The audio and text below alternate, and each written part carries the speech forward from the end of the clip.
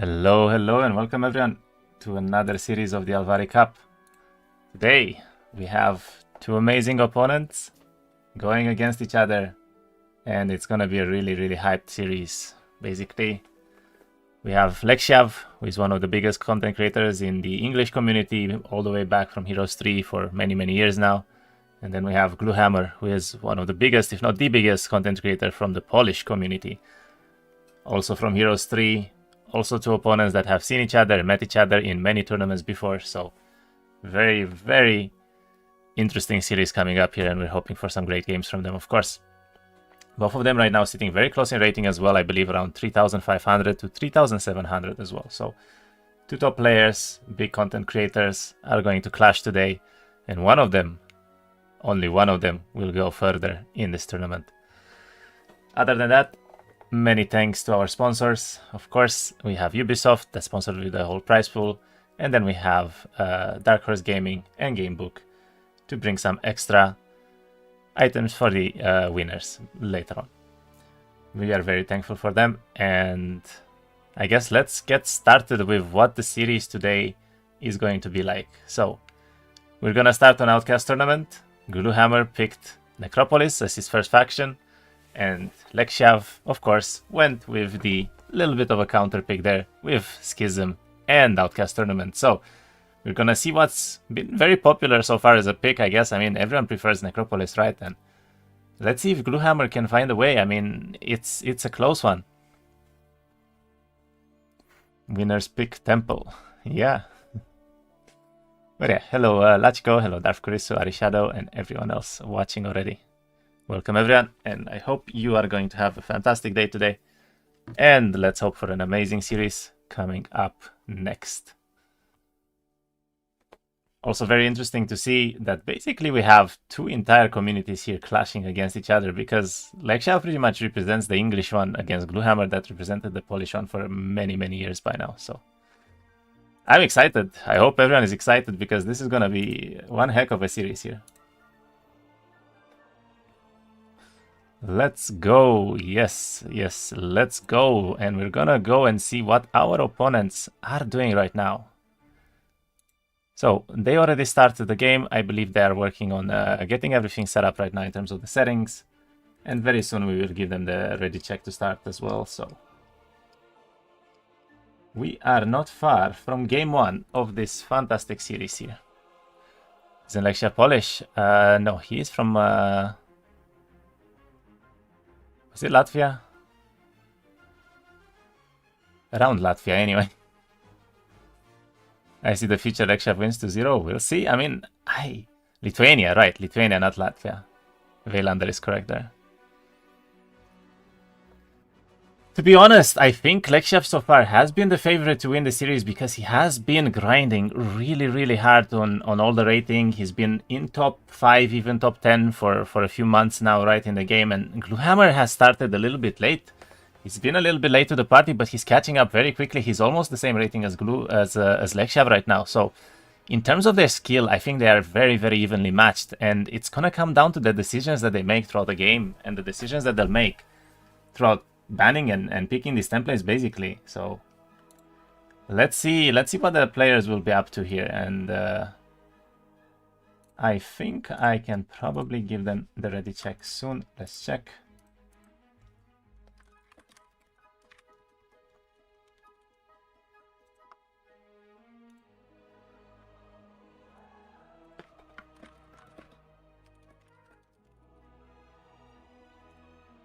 EN stream ready. Good luck, have fun. Alright, the players should be starting very soon now. And I'm very curious already to see what the picks are going to be like for the heroes here, because remember, they can only pick basically between the faction and the template, but the heroes remain a mystery to each other until all the way in game, since they are actually playing on a ban and pick like custom scenario, I suppose, very similar to the matchmaking that we have. And looks like they are double checking right now all of the settings, making sure that they both have to restart points as well. as making sure that the timer is correctly set up, and we are ready. I'm really excited about this match. Honestly, it's probably one of the most hyped matches that we have, and extremely evenly matched as well. We pulled some great matches so far already, but I think this one might have the two opponents that are closest in rating to each other out of all 8 matches that went into this first bracket of the Alvari Cup so far. Looks like both of the opponents are ready, and I'm assuming they are going to click start game in a moment here.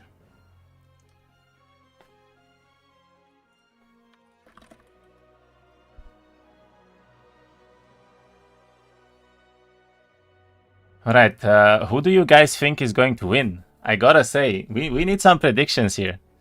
Do we think Lexiav is going to win, or do you think Gluhammer is gonna pull through and he might get this win from Lexiav here?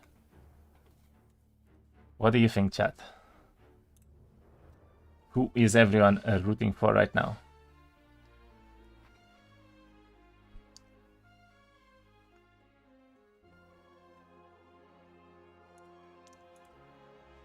And as we see right now, they are already going into the game. Let's see what they are going to do. Lexiav has a stronger faction for Outcast. Lexiav. Okay, a lot of Lexiavs coming in already. And it looks like they are indeed banning the correct templates, picking Schism versus Necropolis here.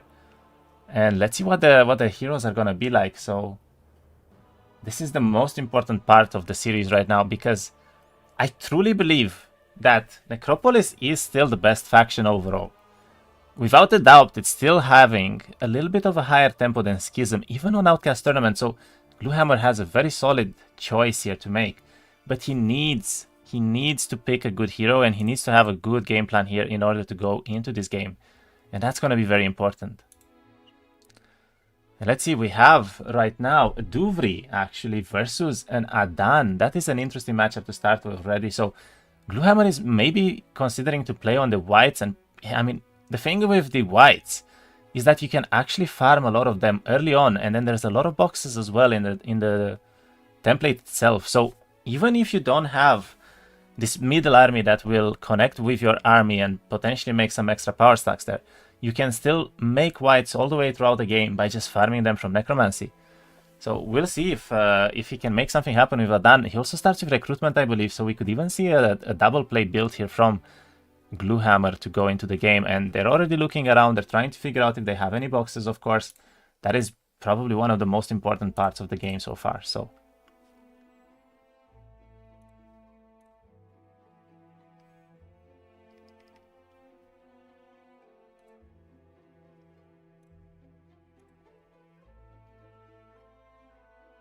let's see, what will they do? Right now, the most important part is probably to try and find as much visibility around the map as possible. And it's gonna be most important for them to see at least 1 or 2 starting boxes here, because Outcast Tournament has some of the highest guards that can go into the desert out of all the templates out there. So it's very difficult to actually break early without finding a lot of army early on. And right now, it's all about tempo. So Lexiav is already going for the tower here. He wants that knowledge early. He wants the early control. He's going for some early level ups, of course, as well. And let's see what he can make happen here.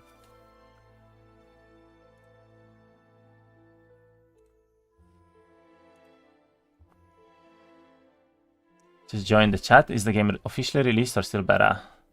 The game is released in early access on Steam of Salo. It's not a beta anymore. It is early access. It's simply going to get more and more updates throughout the game. And we see Lexiav actually doing a pretty difficult fight against the Fons here. He's gonna lose a lot of army here. I'm not sure if this is a fight that you want to do early on, because in all honesty, he might even lose the fight, so he'll have to potentially use a reset here. And that might not be the best idea, but we'll see what he can do. I mean, if this could be Cultist box, I'm not sure what this was for the fight itself, but I don't think he's going to be able to do this. This is a little bit too tough for him.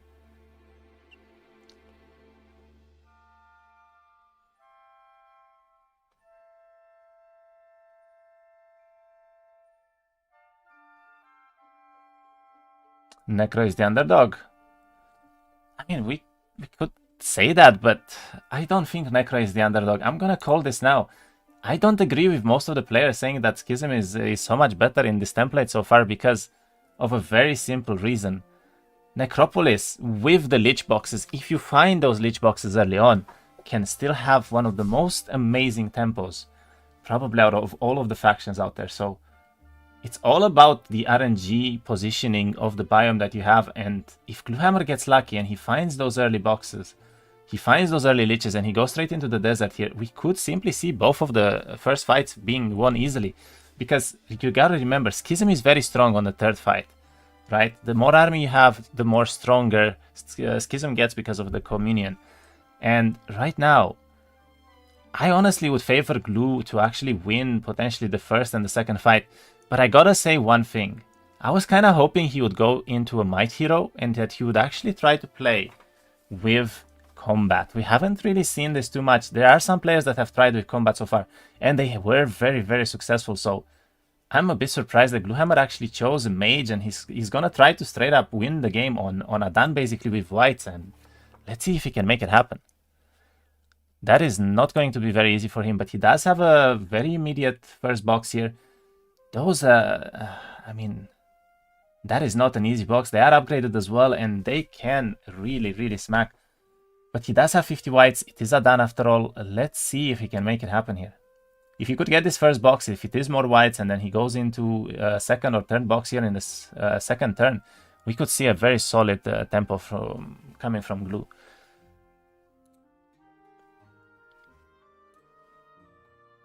And meanwhile, on Lexiav's side, I guess he's looking into the fogs of war here, actually trying to see if he can maybe get a little bit more map progression without having to scout too much of his biome here. Looks like he did get the first box that was Rashots. He did upgrade them as well, but he did lose most of the other army here that he had, and that is quite painful. He does keep the map. That is very interesting, actually. So even though he lost most of his secondary army here, he actually chooses to keep this map. So both of the opponents still have a 1-1-2, considering that they still have both resets each. And I mean, I would be surprised to see the Lexiav actually keeping this. He does not have much continuation here. He only has 81 rush shots, which is basically a day one army still after doing a box. So looks like he is scouting. He doesn't see a good item here on the Minotaur Lords, and he's just going to try to find more and more content right now. Meanwhile, Glue did go into the fight for the Pandora box, and this is very important. If he can somehow do this fight without losing all of the army here, we could see a crazy, crazy tempo coming up from Glue.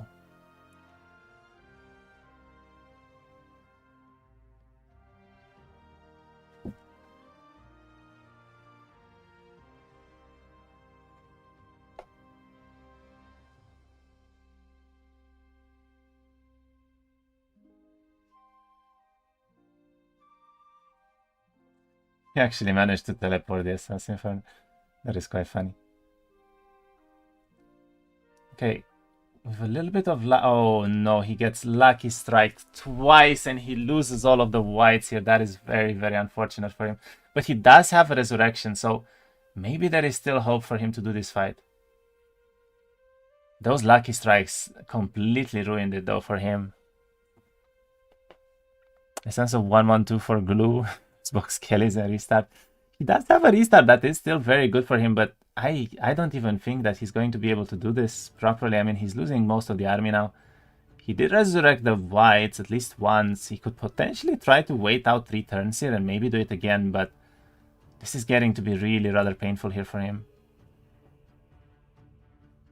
Yeah, it looks like they are actually going for the whites as well, which makes it even harder now. So he would have to basically kite away. Yeah, exactly. He would have to go away here with the whites, try to not kill them, and basically sack the Skellies, trying to resurrect the whites again. And maybe if he gets a white box here, he can still have some decent tempo. But I am not sure if this is gonna work out very well for him. Let's resurrect the whites again. Gets +10, so he loses about 15 here, I guess. Okay, -9. That is a reasonable result, honestly. He didn't lose that many skeletons either, so Let's see what he can do here. He gets a third level up. It is luck or sorcery. Maybe tactics could be decent as well if he's thinking of going first turn into the opponent here. But he does take luck. And ooh, this is a dog box. It's not bad. It's not bad at all. This is a very strong box for Necropolis. It's one of the highest value boxes that we have in the game probably. And let's see what he can do here. I mean, he gets a skeleton box as well. Now, all of a sudden, his army is looking very, very solid, to be honest. So,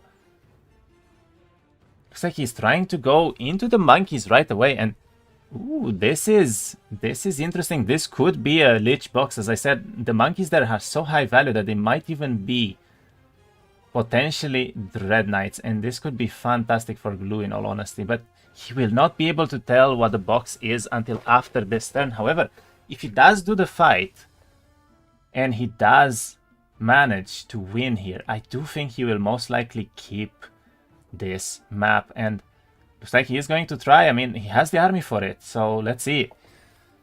I do believe that this is tier 5 plus for sure. This might even be the vampire box, in all honesty. So Gluhammer on day 2 already could have insanely good tempo here. And let's see what Lexiav is up to, because Gluhammer's turn was absolutely insane, but did Lexiav manage to do anything? And he's considering to restart right now. Let's see if he actually clicks it or not, and he does. So Lexiav gives up the first 1-1-2 here, making him out of resets entirely for the rest of this match.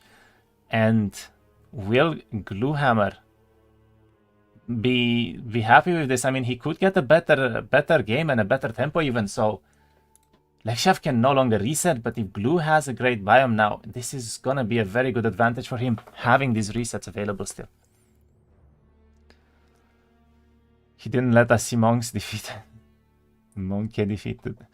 Yeah, well, it was a good fight there, but looks like he's upgrading the skeletons in the second town. He has already 60, 51 white, so pretty much exactly the same army here coming up from the Adan on the second turn. He does misclick there, however, but he doesn't really see any content this time around. He's gonna find his observatory very early on, which is actually very helpful for him, but it's not looking like a very good biome. I mean, this is probably going to be an instant reset here from Glue, and that's exactly what we see.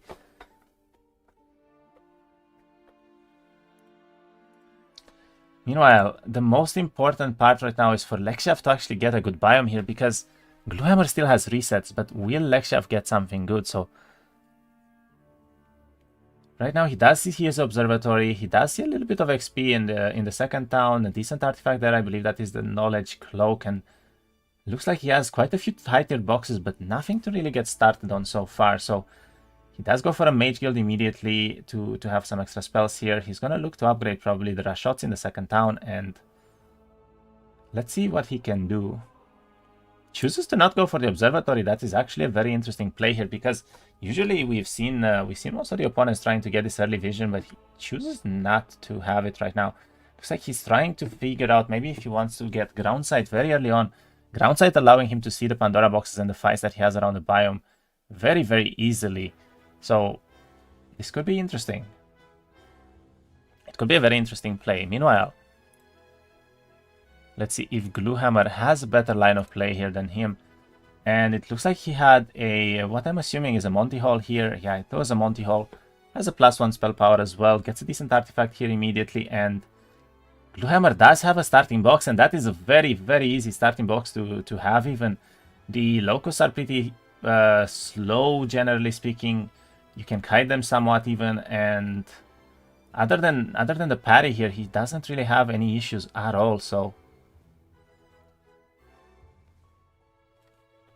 this time around, does not look like he has Resurrection, however, so he needs to do this fight without losing too much army, and it looks like the whites are already quite fine in order to take a hit here without getting actually any losses in. So this is looking fantastic for Glue. He does get Moraldon, loses a couple of whites because of that. And looks like the rest of this fight should be pretty easy. I mean, if this is 4 whites for 65 skeletons, this is still very, very much work for him to do here. So actually only 3 whites lost, so it's not even that bad. And he gets Battlecraft here, he gets the skeleton box indeed, goes for the upgraded version.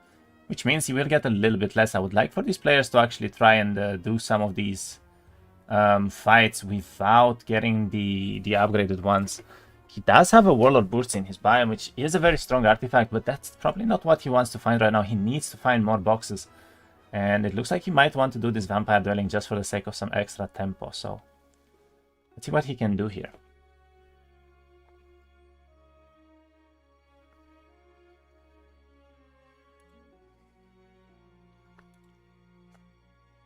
Meanwhile, Lexiav does not seem like he has a lot of tempo himself. He did lose a little bit of army in those first few fights that he took. Not upgrade his rush shots yet, which I am quite surprised by. Looks like he's just looking around trying to find some content right now, but he doesn't really find any boxes. He only has a couple high-tier boxes here, which could be very, very helpful later on, but he needs to get started somewhere. That is the most important part right now.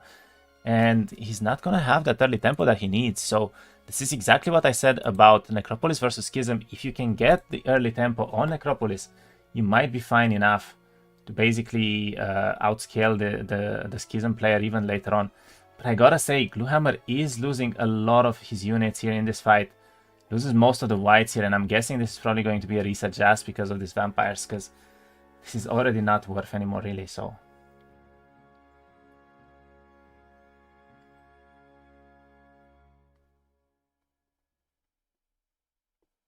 Minus 45 whites here for the sake of the Vampire Dwelling. I mean, it is a very good dwelling early on, but... Now realizes he doesn't actually have any Mercury because of the upgrade that he did as well early on. So I don't think he's going to keep this on 2 vampires alone. I mean, it's decent to have a tier 7 dwelling this early, but it's not that decent to lose all of your power star. Basically, he's a done after all. He needs to have these whites as soon as possible here. So I'm guessing we're gonna see the last reset coming up from Gru, and ooh, we have Stealthy Golem with a raid. Thank you very much. Welcome everyone, and welcome Golem as well. How have you been, man? We have a very, very hyped series here today between Gluhammer and Lexiav, and it's gonna be a fantastic series coming up. We already see all of the resets being used, so this is going to be the map that they are going to play. And now it's most important for both opponents to find their start. They need to find this early start right now. Gluhammer already has some starting boxes, which is very good for him. And let's go back to Lexiav to see whether or not he has a better biome now or a worse one than before. Remember, he had a few very high tier boxes last time, so he's probably not very happy if he's not going to find a better start right now, because his last biome was actually quite decent here. Mostly hyped to see you, Kira. Okay. I appreciate it, but best game ever. Come on. Great series coming up here. You need to focus.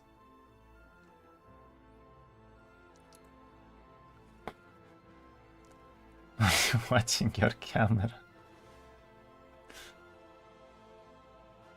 Right, Lexiav has a choice for Thaumaturgy or Arcane Magic. Both of these pickups being quite decent right now, and he does actually go for the Thaumaturgy early on, so we might actually see him trying to get this this mage setup with maybe some tier 2 spells coming up from a mage gear level 2, or potentially just trying for that early ground site again. All of the boxes, yeah, these are some very solid boxes, but again, his starting box has Fawns, and that is probably the worst guard that you can have as Schism, because you want to keep every single unit that you can.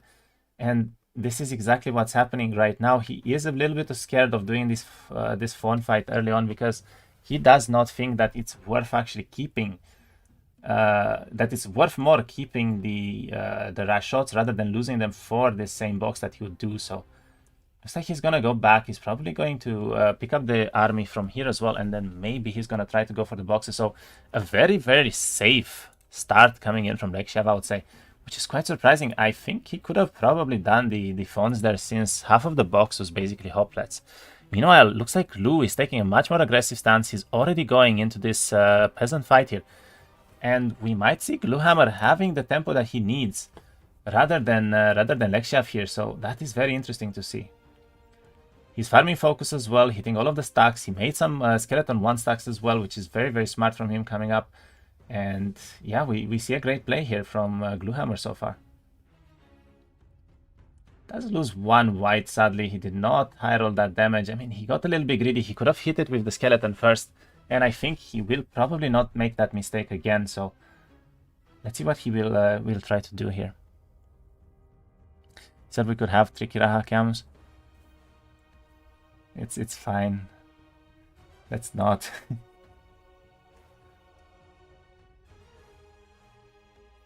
Okay, indeed, Gluhammer is taking this a little bit safer now. He does not want to lose another white here, that's for sure. He's taking the fight much better. He's hitting with the skeletons on the stacks that are coming up, and looks like he will be doing this quite safely, I would say. Now he has a heroic strike the next turn as well. He probably doesn't even need it, but does choose to be safe here, of course. And right now he probably wants to keep this stack alive. He should definitely not hit here. Exactly, that is a very good play. And we lose one skeleton here, but that is quite alright. I believe that this fight is mostly over now. The whites will get a turn, they will reach, and very, very good fight from him. He does lose one white, one skeleton, but he does get the starting box, gets the advanced necromancy, and he actually picked up logistics. And he has a defense pickup here that he could go for right now, but he chooses to skip it. He does have back to town option. Chooses to skip that as well. I guess he does have teleport after all. So let's see what the investments will look like. He immediately goes for astrology, and I like that play because we've seen how strong astrology can be in the Rito game on this exact same template. So we see a fantastic start here, honestly, for Glue. I mean, look at his army. He has over 100 skeletons right now. He has another box, or even 2 or 3 boxes that he could go for here immediately. And with expert logistics, his game is looking great. I mean, it's looking probably the best he can ask for here. So it's up to Lexiav now to try to find his way into the game, because Gluhammer, he has the tempo. And this is exactly what I said.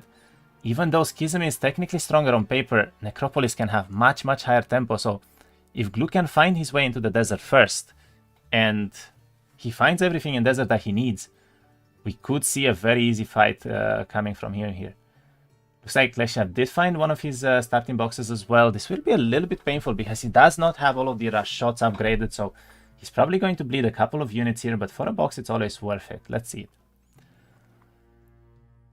Logistics is going to have a huge advantage. Logistics is a huge advantage. I mean, not really on this template because the fights are very quick, but getting it on day one is absolutely fantastic for Gluhammer, honestly. I mean, it's the best you can probably ask for an Adan, because Adan is a mage. He has a lower chance to get logistics overall. We need to remember that.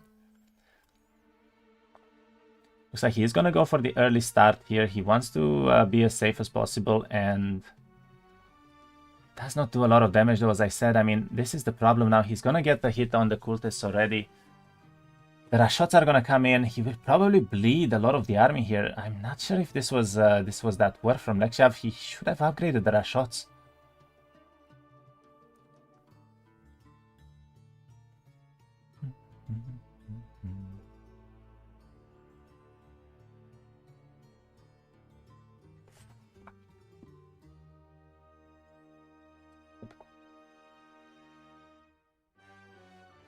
Ooh, and he cannot go down because he will get hit by the stack down there, but does go for a hit here. He will take the hit with the cultists. This is looking really, really painful, however, for him right now, and that is not going to be great. Gets hit on the cultists here. We'll get a hit in. I mean, is this going to be worth it? If it is a cultist box, he basically loses almost the same amount of army that he gains here, so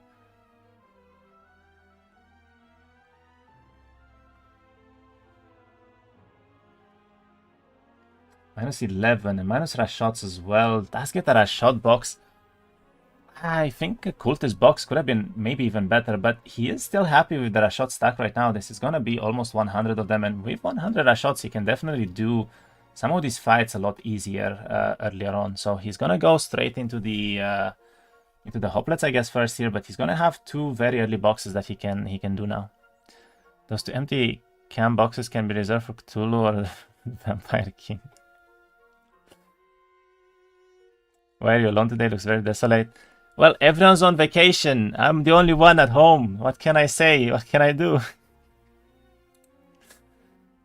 we gotta do what we gotta do, you know? Okay, so Lexiav does have a very decent tempo right now, but look at Gluhammer actually. So he went for the box here next to his second town, and he has over 100 whites on day 2 right now, which is absolutely amazing coming up from him. He could almost do any boxes in the biome right now, and on a very strong Adan, as we said before, he has the logistics already. He could probably do the Minotaurs pretty easily here. And we're seeing a great tempo coming from Glue. Honestly, I'm a little bit scared for Lexiav if he gets all of these boxes here, and he does get this early Lich box without losing too much of his army right now. Lexiav is in trouble because with even one Lich box and a lot of whites on Adan, he can probably do the break already. So let's see what Lexiav can pull here, and looks like he does have another tier 1 box here on the rush shots. He's gonna go for this this peasant fight as well right now, so probably even more rush shots coming in. So we're going to see almost 150 rush shots here very early into the game from Lexiav. Oh, this is a lot of peasants. This is probably tier 2 or tier 3 even, which is quite nice for him actually.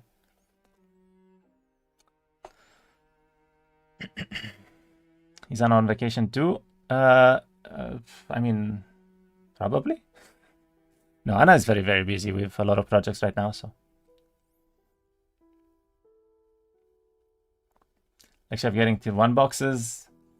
I said it before, right? I said it at the start of the game. It all depends on who is going to get better RNG positioning here in terms of those high tier boxes being next to their towns. And looks like Gluhammer is getting the better end of this deal right now. And Lexiav could be in trouble if the only boxes that he can do basically are going to be tier 1s, so.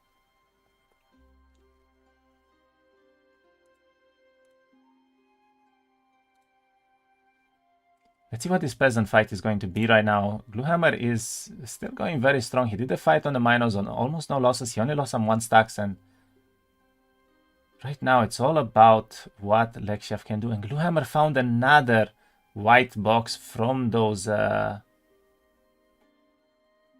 Minotaurs, but ooh, he's considering a very, very difficult fight right now, actually.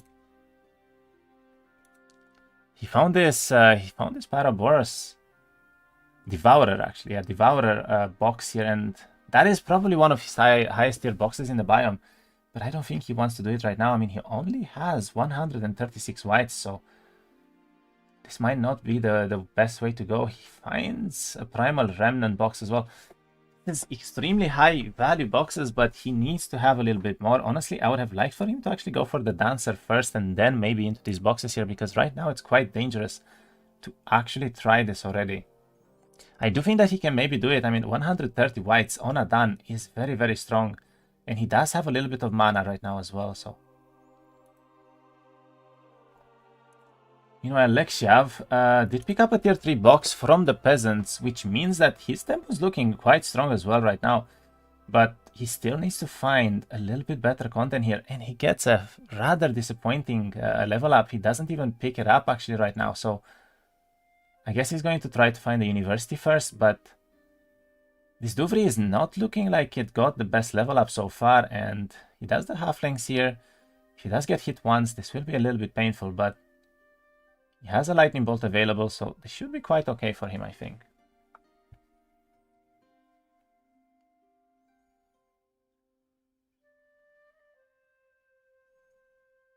Okay, loses a couple of the rush shots here. Still does not want this level up at all, and looks like he's trying to find more content, but is he able to find the content that he needs?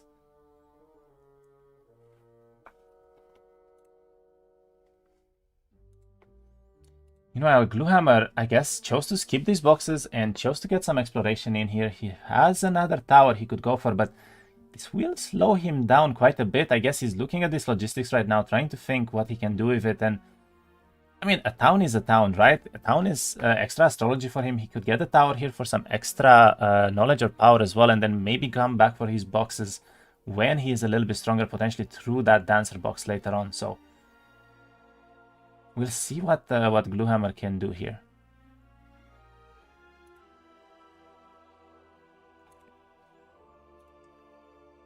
An easy break on the Dragon Slayers? Yes, but it is an off break, so he will have to fly quite a bit towards his town here, and I'm not sure if he's gonna enjoy that too much. He's still looking for a level up, but doesn't really have the confidence to go for the avatar here, and he still chooses the avatar in the end, but this is not the level up that he wanted to get right now, that is for sure.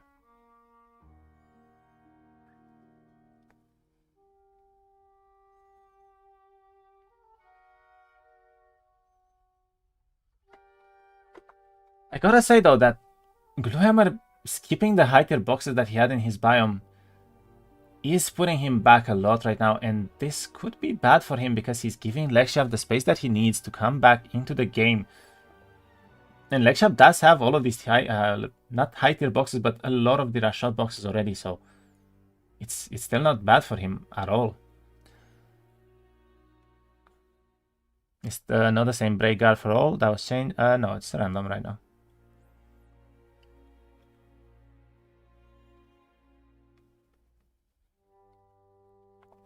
Dances are really big with dragons.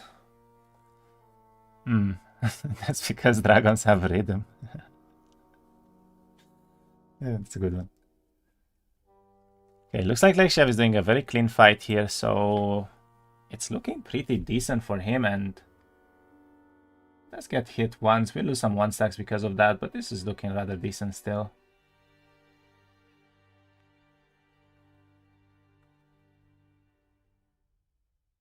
And now it basically... Ooh, he chooses not to take the rewards there, so that is quite interesting because I feel like he needed the boxes, but he just skipped it entirely for the sake of some extra mana right now. And he gets the second win, he gets the rush shots, and I guess he's just gonna try to tempo on the rush shots and mana right now. Is that what he's trying to do? Looks like he's still looking around the biome here, trying to get some exploration in, but he's basically walking on a road that he already kind of scouted on the north side path there, and it's not a great skill tree from him. I mean, he doesn't have offense, he doesn't have logistics yet. His Duvri is quite weak in terms of taking fights right now, but let's see if he's gonna make it happen here. He does have a lot of +3 luck objectives, which is very helpful for him early on, and does look like he's finding a very, very hard box, actually. That's a horde of tier 4s. Does have avatar, so maybe he's gonna try to actually go for this, but this is a very, very difficult fight for him, and if he does skip it, he will be basically in the same scenario that Gluhammer is in right now, which means that he's also gonna have to skip his tempo. And remember, the opponents don't have a reset anymore. This is do or die here. If he does die in this fight, he is already down 1 game in the series, and that is extremely dangerous to do. So he does have expert avatar though. I mean, he's considering it. Goes for the bless here. I guess he's trying to maybe get to expert bless in time, or tries to upgrade some of the spells here. And I guess we're gonna see Lexiav attempting this fight, which is very dangerous for him. Meanwhile, on Gluhammer's side right now, he did find, I think, another box. Let's have a lot of whites to work with, to be honest, and this is looking better and better for him. He did farm some of the Kennel Masters here as well. Probably maybe a misclick, because I don't think he wanted to farm any, but let's rest the whites here. 178, by the way, so he found another box, and that is yet another box. This is 213 whites on a done right now on day 4. I mean, he can just go break. I believe he can probably just go break already. He gets 1 or 2 more fights here, and that's it.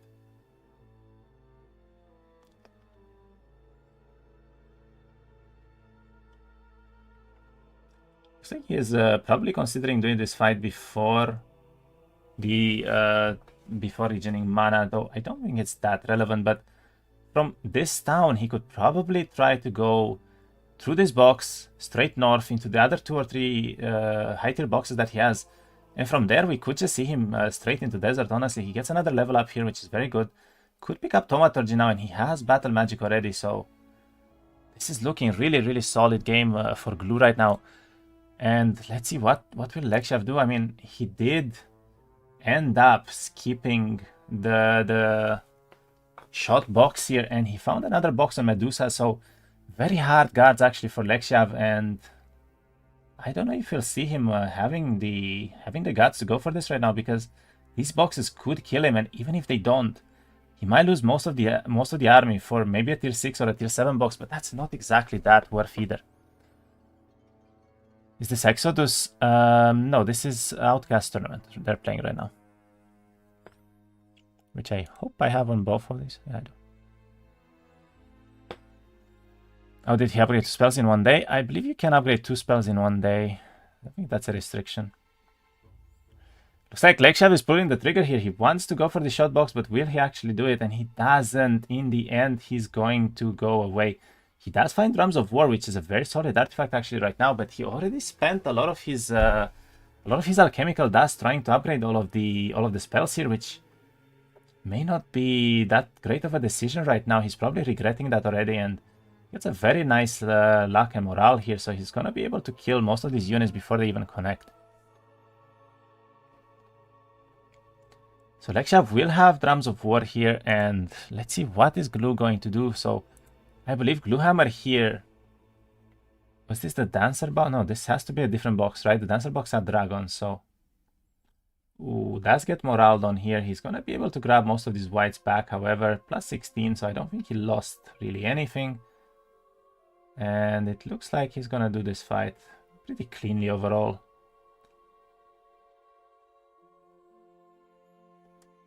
Very solid gameplay from Gru right now. I mean, he's rezzing every single unit that he's losing pretty much, and -1 white here. He has 247. Does get a Cannon Master box as well.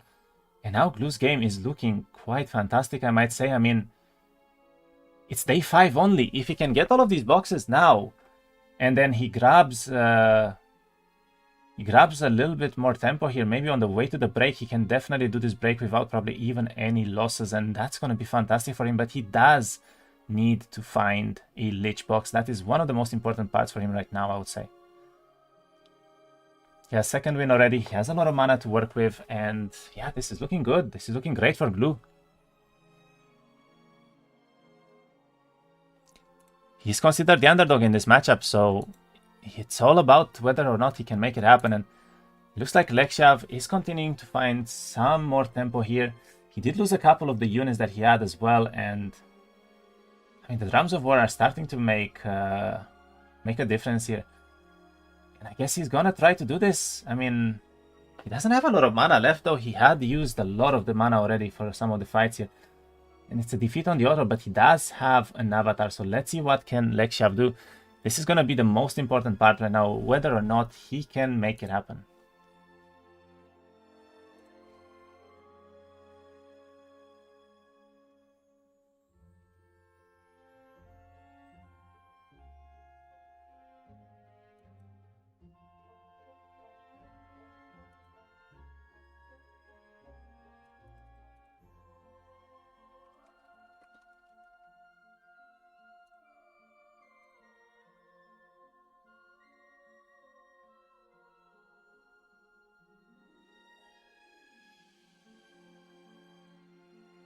Great to see official content from the studio. Hey, Marius.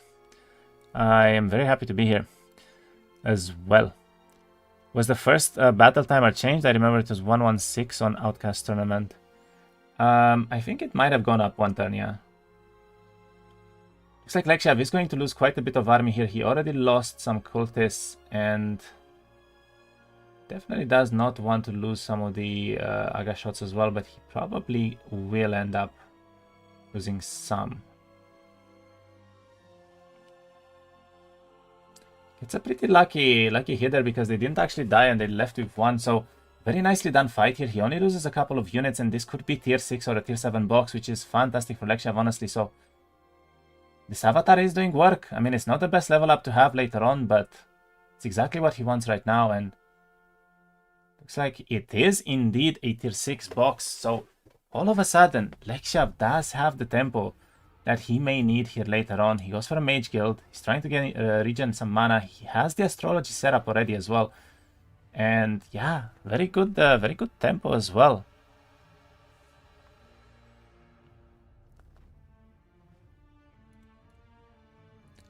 Let's see, what was Gluhammer able to do here?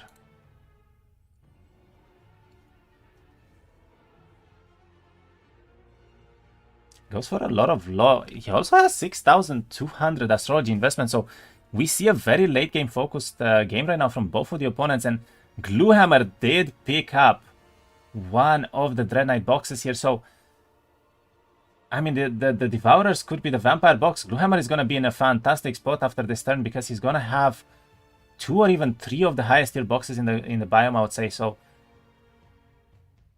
very, very close matchup right now, actually. Again, from both of the opponents, and Lexiav is starting to catch up a little bit with these arbitrators right now, which is fantastic for him as well, of course.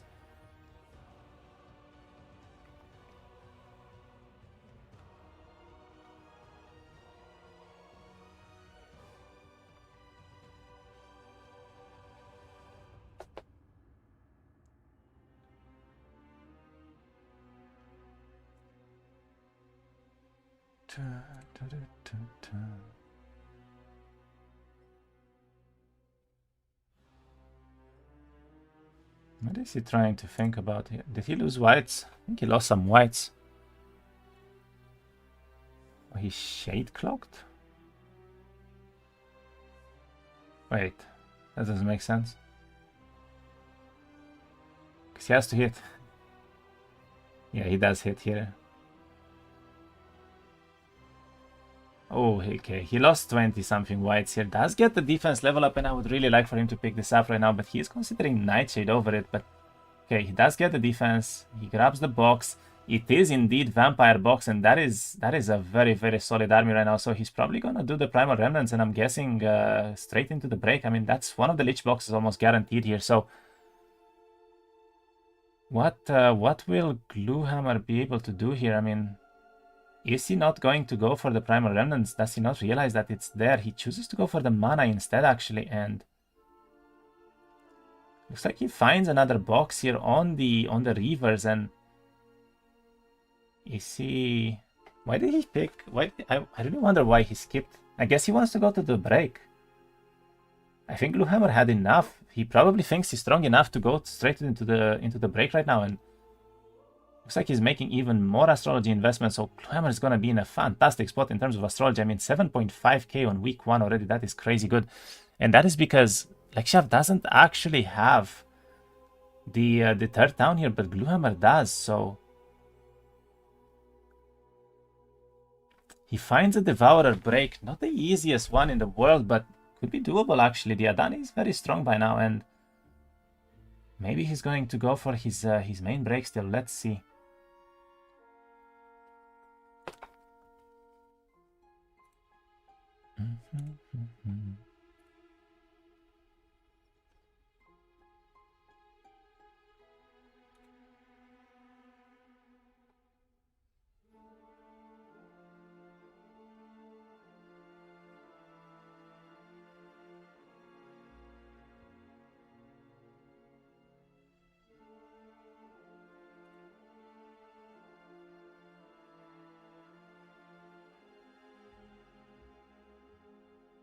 Ooh.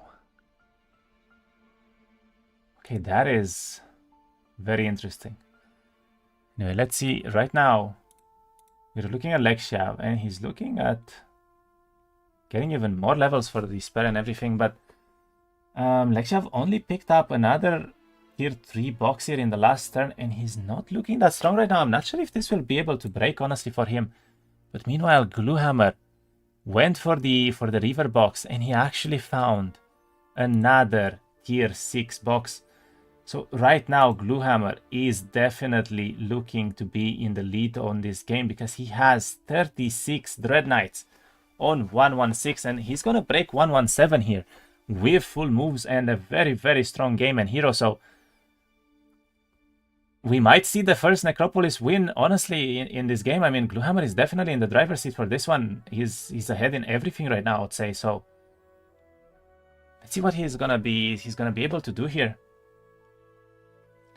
Looks like another pretty high tier box. This could be one of the Liches here as well, and it's looking better and better for Glue, honestly. I mean, he's picking up everything with basically no losses at this point. Does misposition a little bit the whites here, because he actually loses some for free, but the score is 0-0. Yes, they just started here.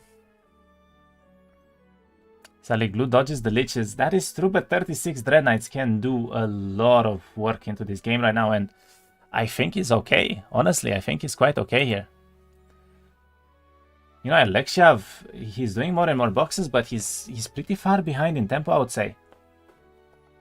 Loses 12 rush shots here as well. Looks like he went for this town on the left side, and he's looking for the Arctic Merchants here, but doesn't really find much. I mean, the Dragon Ring is quite nice to have, but he needs to find more tempo right now and more boxes, and he does actually find a Vampire box, which is very, very high tier, so this could be another tier 6 box for him, which could be amazing as well.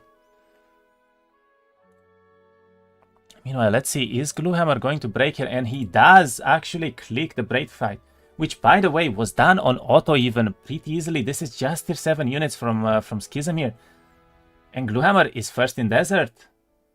I would say pretty fast into Desert as well, because he broke with almost full moves here, and he has the second wins as well to use on top of that. So a very, very interesting game so far, and very close between the two opponents, I would say still.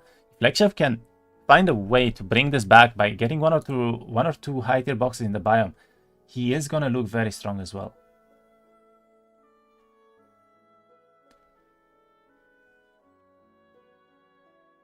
He will lose a couple of units here into the break fight, but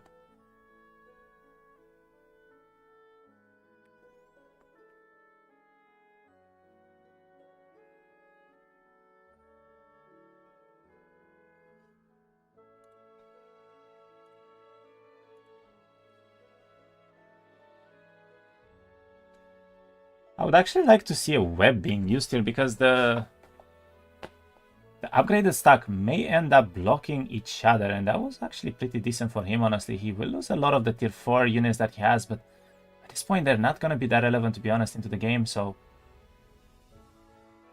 looks like he's trying to look at what he can res here. It's not really any relevant, so he's going to go for some hits here. They can still resurrect, which he needs to be a bit careful, but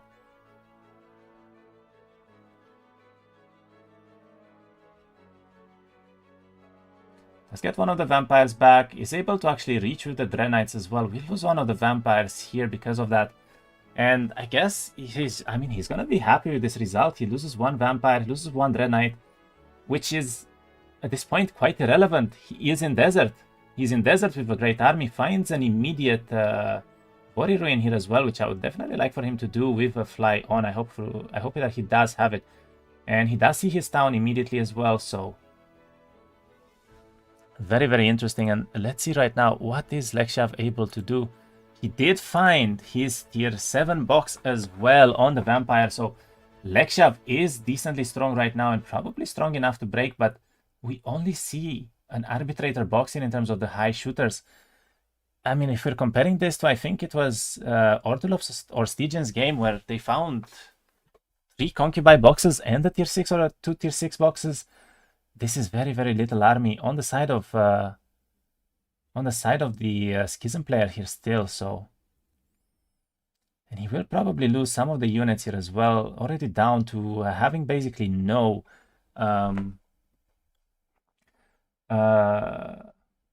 he doesn't have any communion left on the units right now, so he needs to be a bit careful not to lose some arbitrators here, because this could be painful. But I do believe that this is also the break fight for Lexiav, probably.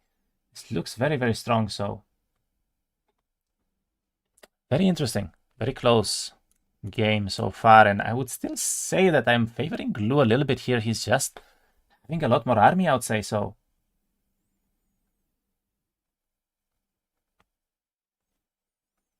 does get to kill both of the stacks, does get to shoot with the arbitrators as well, which is very, very good for him right now. And let's see what is going to happen here. So he will end up losing a lot of the rush shots for this. It's not amazing, but he is going to do the fight rather decently. He loses the avatar now too, so he needs to be careful about the stack in the back, but it's like a pretty, fairly clean fight still, so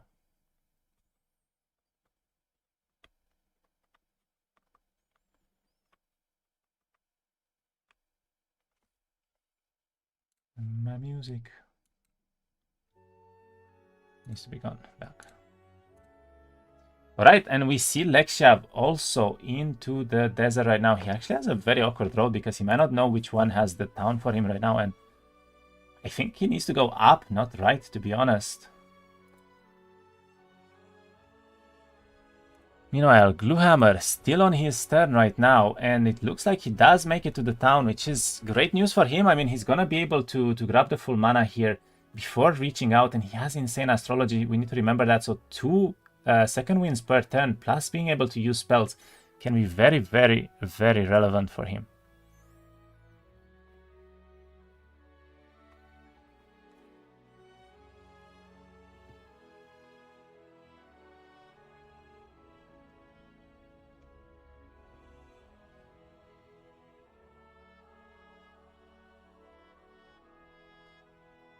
They do need to preserve a little bit of time. Lexiav is almost out entirely, and they're gonna fight right now. Let's see it. I mean, Gluhammer does have full mana here. He does have the superior army. 200 whites. He is in desert already.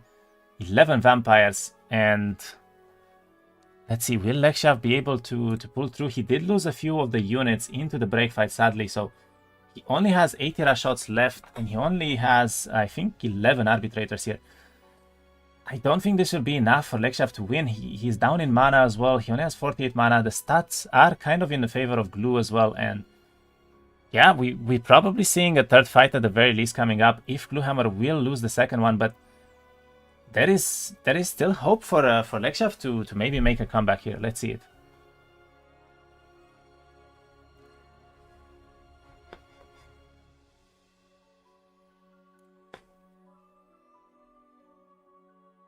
Looks like he is hovering over Shaderock. I would have liked to see a level 4 Despair here being used, but he does have a Natural Calm at level 4 right now, which is still a very, very strong spell, and simply passes turn and waits for Lexiav to make his move, I guess.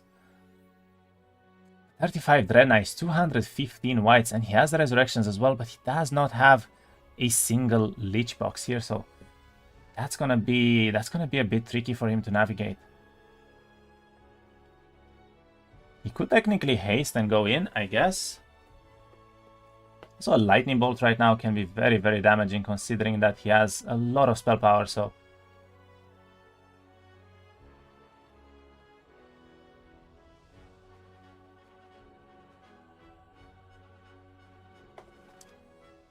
Gluhammer needs to play this very aggressively because Lexiav does have the shooters to back the game here with, so he needs to push forward, and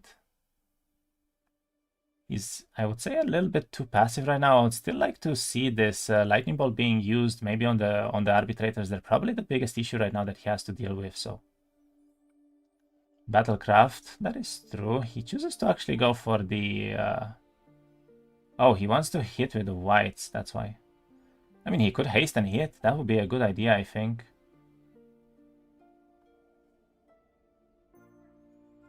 And yeah, he does go for the haste hit here. Who gets a lucky strike as well, and that is most of the arbitrators gone instantly, and now he's gonna go in with the Dread Knights too, so... Is he going to find enough tempo here? Does lose most of the whites, however, for this, but there are still 35 Dread Knights on the battlefield right now, and Lexiav is struggling. He is struggling a little bit for sure. He does summon the Avatar now, probably, but...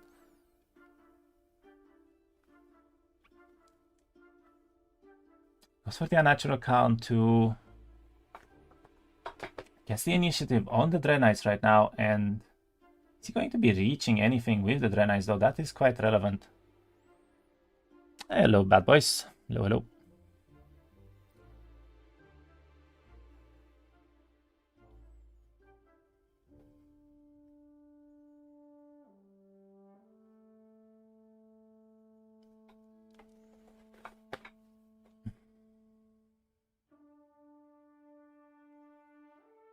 I gotta say, neither of the opponents really have much to work with in terms of spells here. I would have definitely liked to see Glue at least picking up some level 2 spells, because right now those Tier 7s from Schism, they hit really hard, and it's actually looking close, to be honest. I mean, how is he gonna deal with them?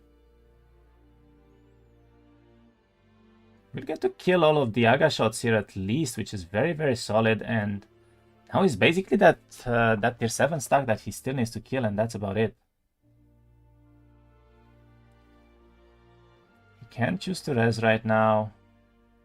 I don't believe he can, or is he still thinking on which one?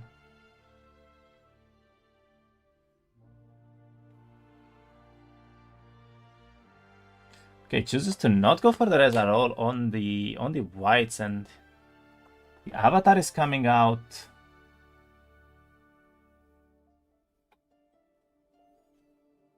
I wonder why he's not despairing the stack there. Honestly, it would have been a good idea, I think.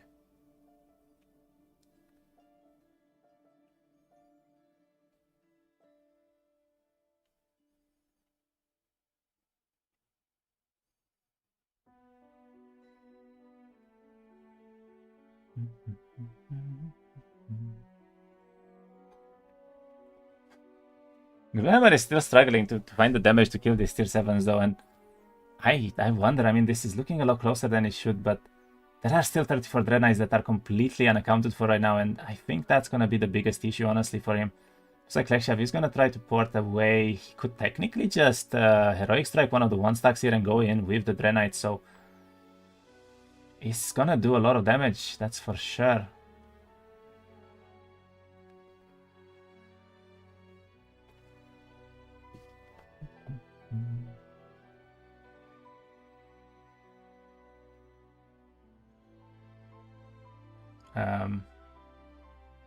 Okay, that was probably not... I don't think he realized that the Dread Knights did not have a path, to be honest, because realistically speaking, the Heroic Strike was doing a lot less damage than the Lightning Bolt did. But okay, Gluhammer actually takes first fight here in the game, and this is exactly what he needed. Right now, it's all about the tempo. If he can get this tempo first into the desert with higher boxes that he's gonna find, we could see him winning the second fight as well. I mean, Schism is gonna be decent here on the second fight, but it's not gonna be that strong yet because Lexiav is not gonna be able to find that many boxes until the second fight is going to happen. So looks like Lou is actually going to upgrade the Dread Knights as well, and I like that. That is definitely a good play from him. So if he's going to be able to upgrade the Dread Knights, maybe even picks up this white 3 potentially later on. I mean, he could have a lot of Necropolis army as well, and whites plus Dread Knights plus all the units from the desert could be very, very solid for the content that he needs here. Meanwhile, it does look like Lexiav is choosing to go straight to the right, and that means he will most likely skip his town because his town is almost guaranteed to the left here. So he's gonna run around the desert, but with very little mana to work with, which might not be the best idea right now, considering both of the opponents definitely want to use second winds consistently throughout the game. But he does already find an Inquisitor box. It looks like it's castle middle right now, and will he be able to find some of the angels? The angel boxes are gonna be exactly what they need right now because they allow you to do almost everything else for free. So hello, Nerdy Northman, welcome. I'm very glad you are enjoying the stream.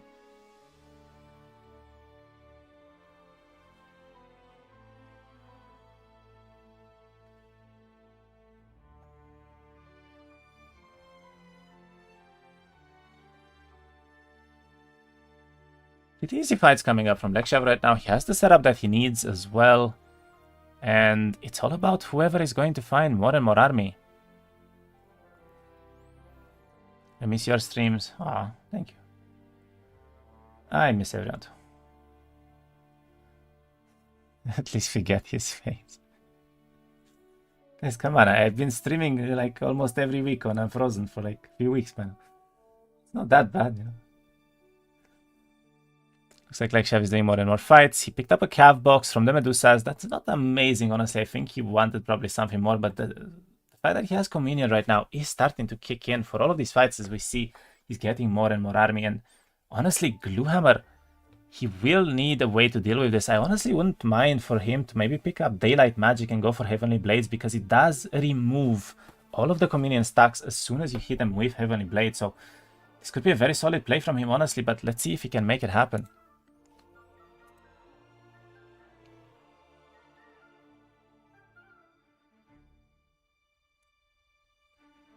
So Stream itself is dormant.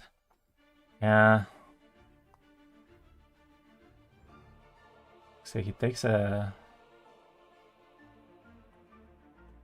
What is this for? He's kind of scared of hitting. You never want to hit yourself with these guys. I mean, he's gonna hit the one stack, right? Don't kill it. Let's rest the whites here, kills it, goes, hits the one stack. Very nicely done by Glue, of course, on the kitten horns here. And he's gonna get this expert battle magic as well. I mean, his skill tree is looking amazing, and he does find one of the angel boxes immediately. So Gluhammer is taking the lead when it comes to that right now into the game, and this is getting interesting. I mean, he has the town. He can even choose to go back here and then push towards the middle town, and this is gonna be very, very relevant for him because he is actually farming Dread Knights at the same time. I just realized he went from 35 to 41 already into the game, which might not seem like much, but this is fantastic news for him for the late game here, because he will continuously get army that he can also maybe upgrade as well. So Northern November as well, Olvari. Thank you very much. Much appreciated. Welcome everyone. Let's get have an OnlyFans. Sadly, no. I missed out on making so much money there. It's a professional stream, no OnlyFans here. Chooses to drop the Kennel Masters, actually. That's interesting. I would say that the dogs are most likely a better pick to drop here, but I guess he's building kennels because he wants to build a Tomb of Warriors here, so he maybe thinks of potentially a dog stack on top of everything else. And yeah, he's just gonna enter in the town. He gets the mana, and let's look at what Lexiav has been doing, because he skipped the town entirely. Right now, he's only down to 2 towns still, and that means Gluhammer has a huge, and I mean a huge advantage in terms of astrology. He's been up like 3,000 astrology points for over 4 days, I believe, already. So it's a little bit of a dangerous position for Lexiav to be in. He has no mana right now. He has to come back to this town in the middle. He doesn't really find any content around it. So honestly, I would have really liked for Lexiav to actually pick up his side town here, because it's going to limit the potential that he has in terms of farming severely right now, and that's not what he wanted. That's not what he needed here. Can you speak a little to the decisions the players make and why these are optimal? I'm not familiar with competitive strategies.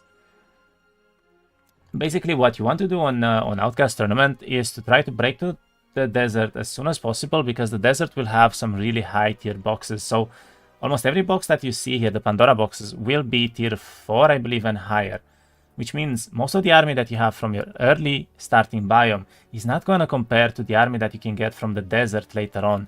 And because of that, the players will try to push as much as possible and to do these much harder fights that you would normally want to do as early as they think they can, precisely to be able to get this kind of tempo that they need right now. And that is exactly why we saw Lexiav basically skipping his town entirely and trying to go towards the middle town here in the desert, because in his opinion, going for that side desert town for an entire extra day was not actually worth the time to spend it there. So he wanted to have the middle desert town to be able to farm all around it and for a bit better tempo here. Can they meet and fight on the map? No, these templates are tournament templates, which means they will have fights every couple of days, but they do not actually meet on the map themselves.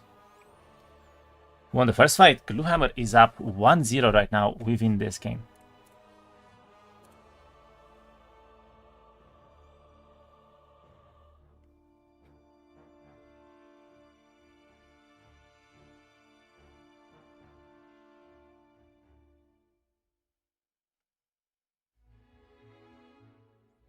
They're like on 2 different maps. It's basically the 2 corners of the map right now. It's not actually 2 different maps because they are playing on the same one, but it is 2 corners of the map being more or less mirrored, basically. Okay, Lexiav has Warlord Boots and he has Drums of War right now, so it's actually a very good setup from him still, but doesn't really have any astrology, and that's going to be painful later on for him for sure. Only one can hold middle. No, there are 2 middle towns. Basically, each of them will have 2 towns in the desert and I think 4 towns in their biomes.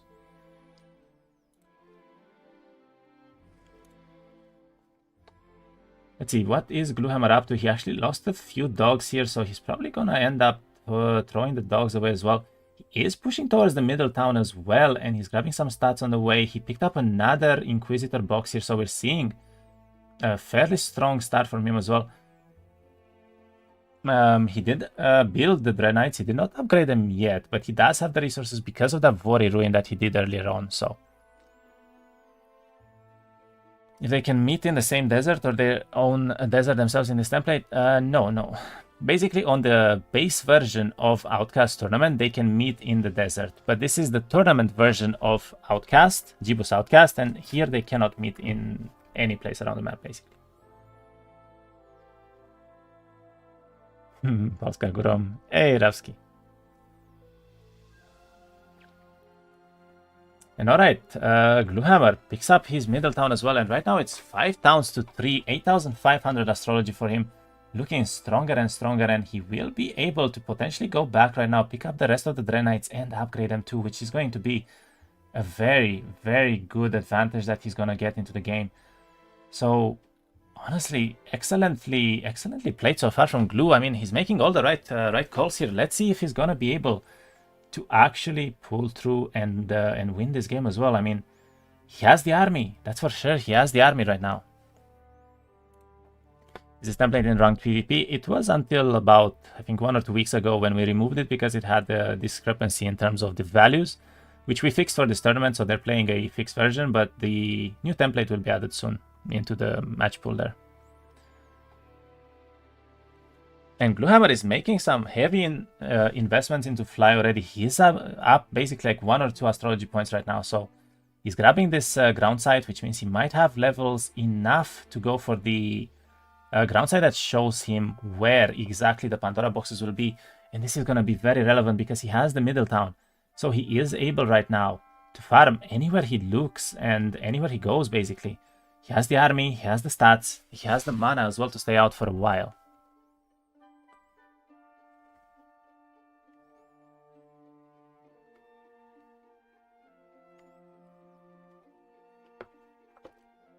Technically, they're on 2 different maps since they can't see each other. I mean, you can consider it like that. I guess let's say that each map has a side and they're on their side, right? That's basically it. I would like for Glu to actually triple build the Dread Knights here, maybe, because you usually don't do much with the gold in this template. So he is using ground side right now. He's gonna be able to see most of these Pandora boxes immediately, and let's see what he's gonna be able to do from here, I guess.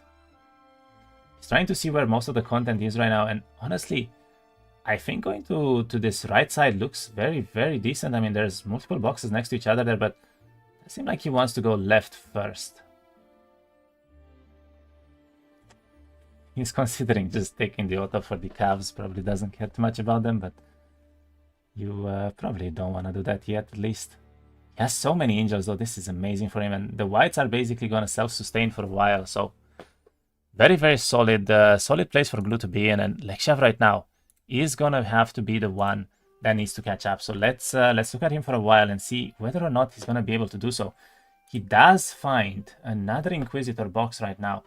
And that puts his army at a very, very solid army as well, to be honest. I mean, he has 36 Inquisitors. He doesn't have an Angel box yet, which means he's still gonna be struggling a little bit versus these ranged fights that might be around the map, and that is a bit unfortunate for him.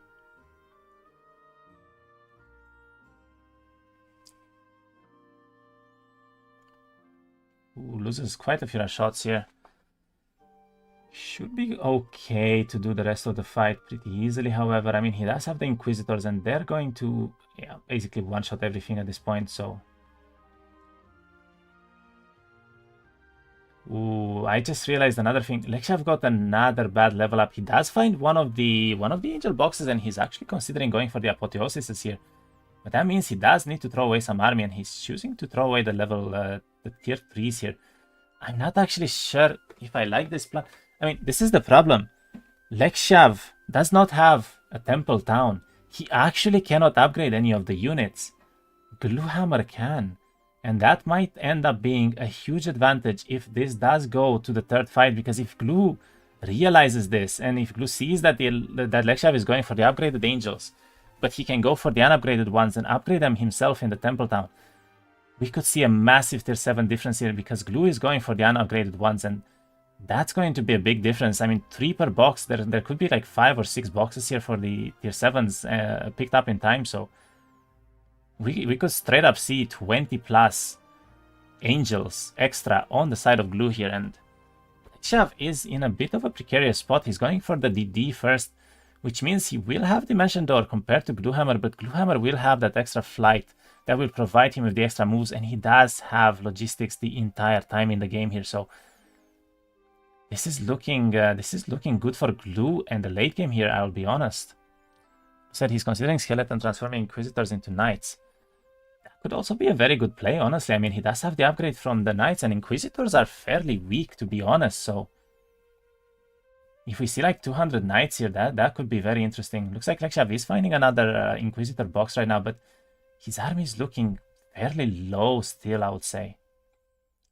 He definitely needs more to win the second fight, and his stats right now are not great either.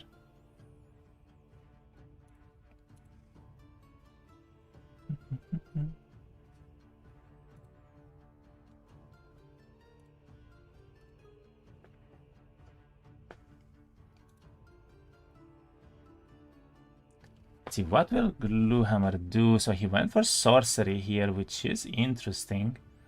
He could go for high mage, but he doesn't really have any schools of magic right now.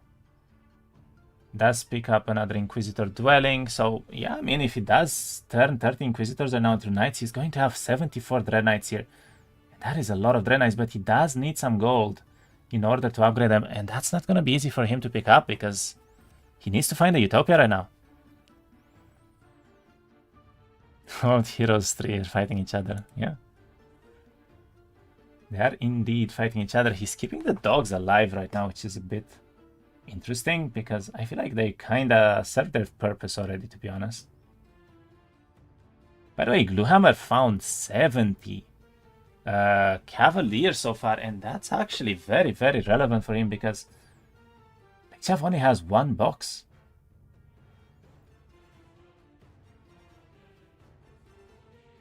Another 14. He is going to be able to pick up this Inquisitor box as well, which is maybe more Inquisitors or Cavs, I guess, here, but this is looking stronger and stronger from the side of Glue. And it's just 2 days left. I mean, I would really like for Glue to actually go in his castle town, do the Utopia, try to pick up enough gold, and maybe turn in all of these Inquisitors for Dread Knights. This is going to be a very, very, very solid play, because we could see over 100 Dread Knights coming up here, and that's going to be extremely relevant. But he needs to go back right now into the town, and he does. He actually does, so he's probably going to go for this Utopia into the boxes here. If he can make this happen, we might actually see Gluhammer taking this game 2-0. I don't think that Lexiav will have any ways to deal with over 100 upgraded Red Knights. This is going to be an extremely good power stack to have right now for Gluhammer. And he has the maximum flight as well as logistics already, which means that he can move everywhere around the map. And let's see what will Lexiav do right now, because this is very, very important.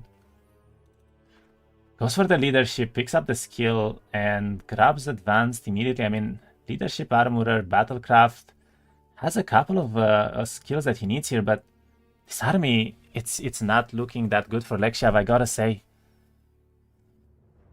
His skill tree is a bit unfavorable. His army is definitely smaller by quite a bit, and I think stats are going to be in favor of the Adan as well, because after that Utopia, he's likely to get enough stats to actually go higher here. And I mean, the armies are just not comparable. We're talking over 70 tier 7s right now, tier 6s right now, that are in favor for Glue. So even the Communion is not going to be close to what Glue is going to bring here. Can you speak a little to the difference in the hero builds? Right now, I would say that Gluhammer definitely has the better hero build, because he managed to get the logistics early on, and then his skill tree overall is a little bit better than Lexiav's, because Lexiav had to roll into things like leadership and avatar, which is two more or less dead skills that you don't generally want to have for these games. So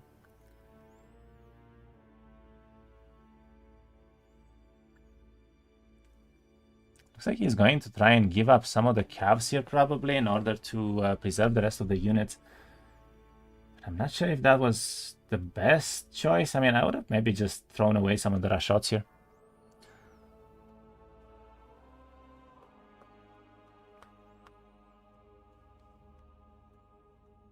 Ooh, and Lexiav gets yet another bad level up. I mean, this is unfortunate for him. There's nothing he can do about it either, but this is the last turn. He needs to make something happen here. He has 2 minutes left. He picks up another Inquisitor box, which is very, very solid for him right now. But that's it. This is basically it that he sees. This is the army that he's going to go and the stats that he's going to have here. So can he make something happen still? Primordial Chaos and Haste, 2 skills that he didn't really want. And yeah, that's basically it. I mean, he has Vengeance. Vengeance could be decent. Looks like he's going for the cards. I guess he wants some level 1 and 2 spells, but I don't think it's enough. Honestly, I don't think this is enough. I mean, he has basically no spells, no stats, no army either. It's looking rather rough for him right now.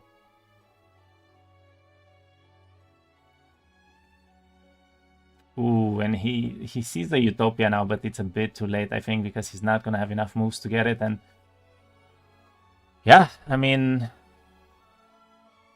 looks like Lexiav is not gonna have a lot of tempo here, but let's see what will Gluhammer be able to do, because he is almost timing out, and this is gonna be very relevant because he needed to upgrade and to swap the Inquisitors, but he didn't do it in time. Honestly, I think that that Glue is just simply not going to do that, and oh, he did it. 5 seconds, 4 seconds. Oh, that was a clutch. That was a big clutch from Gluhammer. What a play here. In the last few seconds, he managed to upgrade all of the Dreadknights and actually turn them from the Inquisitors, which means his army right now is absolutely incredible to go into the second fight. 116 upgraded Dreadknights and a very, very solid gameplay coming from Glue, showing just how much he knows about this game right now.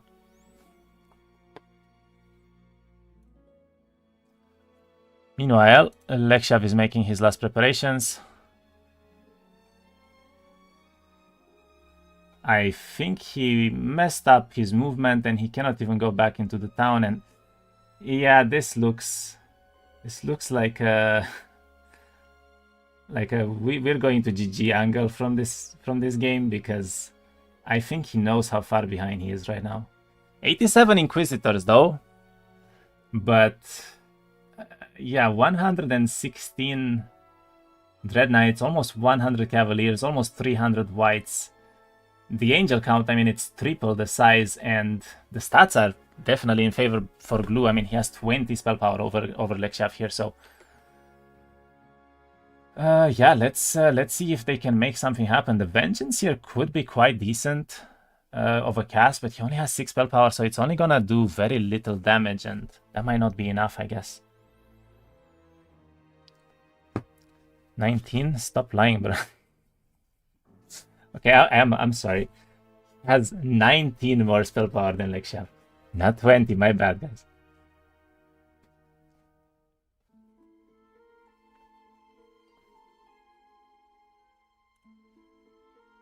Okay, let's see. What is Gluhammer considering here?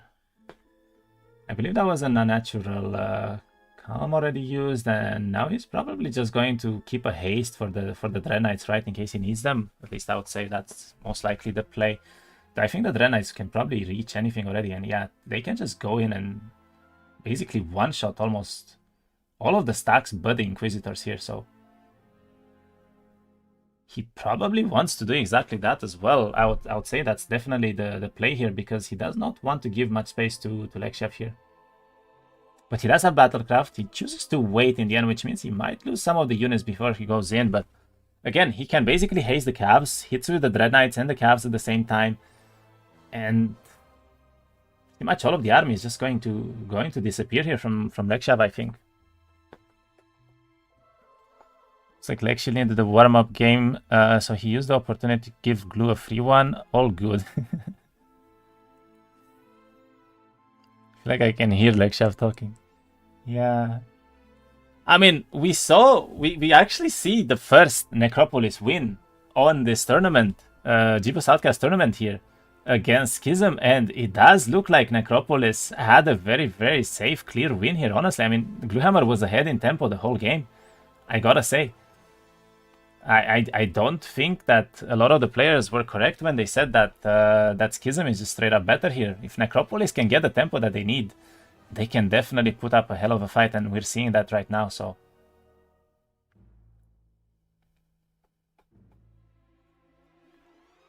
He does not do any damage, however. I mean, he can kill a lot of the Arbiters, that's pretty good. There's a lot of white still. Now Casterni tempo is king. Yeah. But that's the thing, right?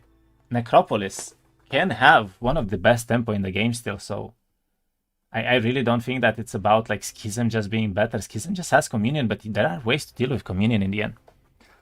Hello, Sigma chat. Howdy.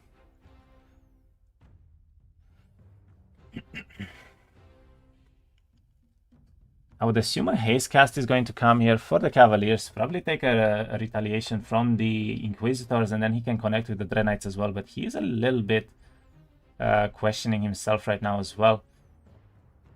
Looks like the haste is going to probably come here. We're looking at the wrong side.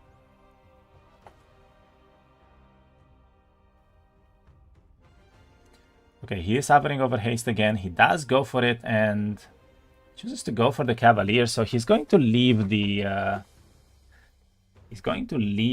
Inquisitor stack alive for a little bit longer, but I think those Dread Knights connect with anything and it's basically game over, right? So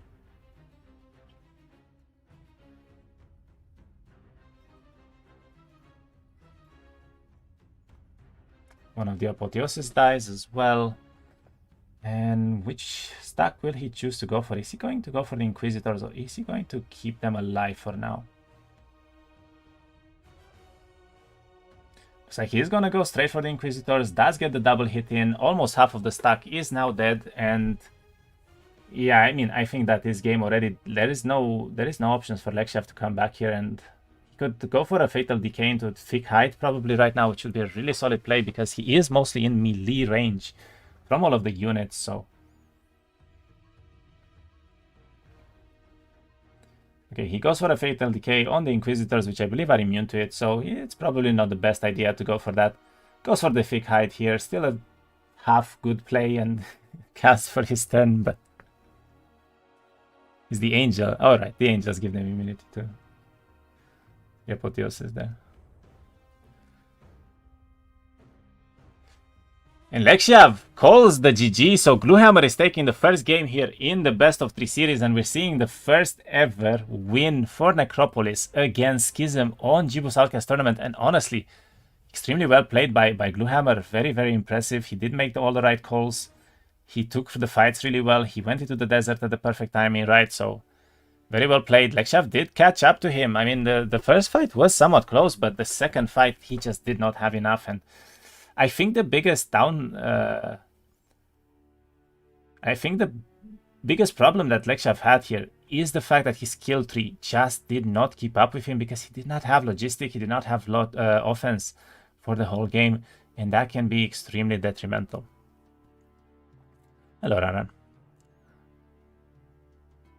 Yeah, Gluhammer right now is looking at the skill tree as well, but he doesn't really see anything here. It's just a bad skill tree with a very suboptimal army for the second fight, and Lexiav down the first game of the series, and he will have to go into the second game as the person that picks up either a template or a faction, and let's see what is he going to choose.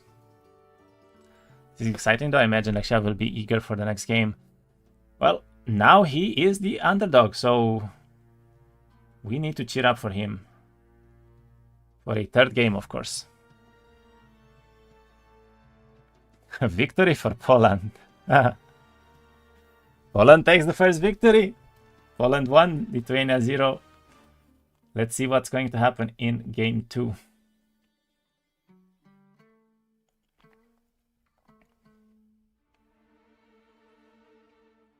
Alright, we will be taking a small break, probably around 5 minutes, and then we're going to come back with game 2. So thank you everyone for watching. Stay tuned in for the game 2 happening here very soon. I will try to set up the game, of course, and then afterwards we're going to start shortly.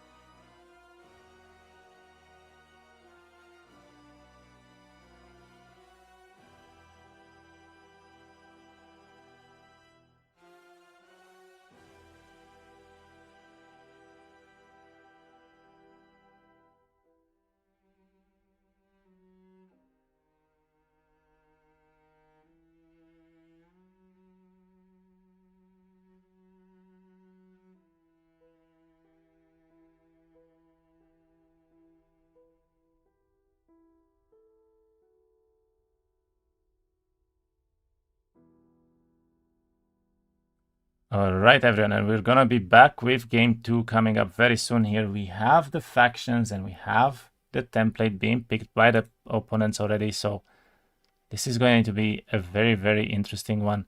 Lexiav picked Temple as his faction of choice, and Gluhammer went for Grove here on Exodus, so we're going to see a Temple versus Grove gameplay on the Exodus template, and that's gonna be quite exciting because we haven't really seen Temple being picked up at all. So Lexiav is making a very interesting pick here happening, and let's see if he's going to be able to make it into this game. He needs to win at least one game, so we're going to Helltide right now.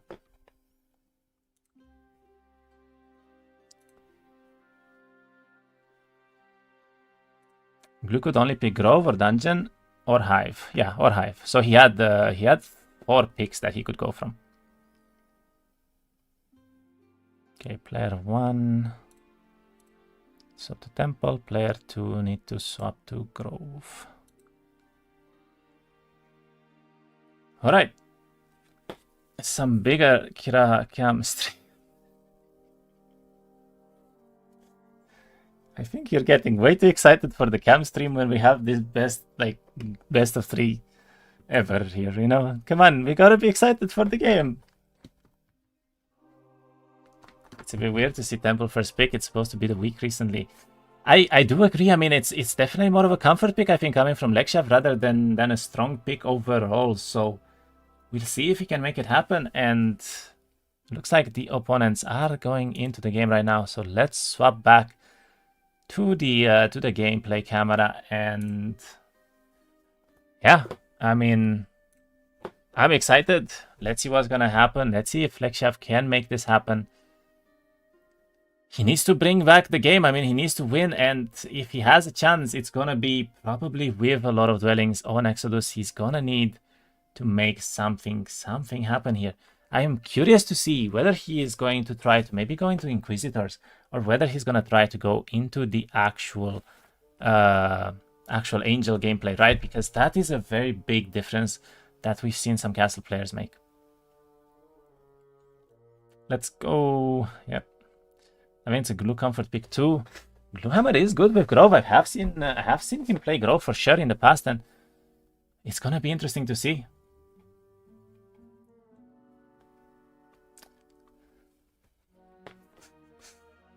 One thing to note here, by the way, we've seen Grove be incredibly strong with Heroic Strikes lately, and a lot of players actually going for the style, so I would not be surprised if we see Gluhammer pushing towards Heroic Strikes pretty much entirely, and trying to win the first fight and the second fight going into this game too, as he is up 1-0 right now. And that's probably his best way to just secure the series here. So let's see if Lexiav can make something happen with Temple. I mean, it's going to be difficult, but Temple does have a very high potential for a late game with this very archer-heavy style that they can do. Maybe with an archery set as well. We could see Lexiav pulling some really, really nice tempo games here.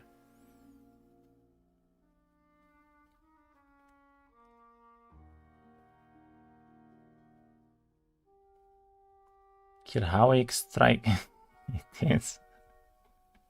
I'm actually not a very big fan of the Heroic Strikes myself, to be honest. I don't think it's that strong, so need to check one more time if I have everything set up properly, and I do believe I do. So Lexiav said he will be right back for 2 minutes, and let's see. Right now Gluhammer is probably gonna go into the lobby as well, and I guess we will need 2 more minutes until they start. So since we have a little bit of time, let's introduce the sponsors again for the tournament. We have none other but Ubisoft, who is sponsoring with the prize pool for this tournament, and we are very, very thankful for. They are the primary sponsors for the tournament and also part organizers as well. And the tournament, by the way, is organized in partnership with Behemoth Slayer, who are also casting all of the games themselves in Polish on their own channels that we are announcing on our Discord too. Then we have City Action as media patrons, and also the other sponsors as Gamebook and Dark Horse Gaming, who have sponsored a few items for the winners as well. Much thanks, and hopefully to many more tournaments as well in the future. What is the prize money? This will be 5,000 euros divided to the first players there.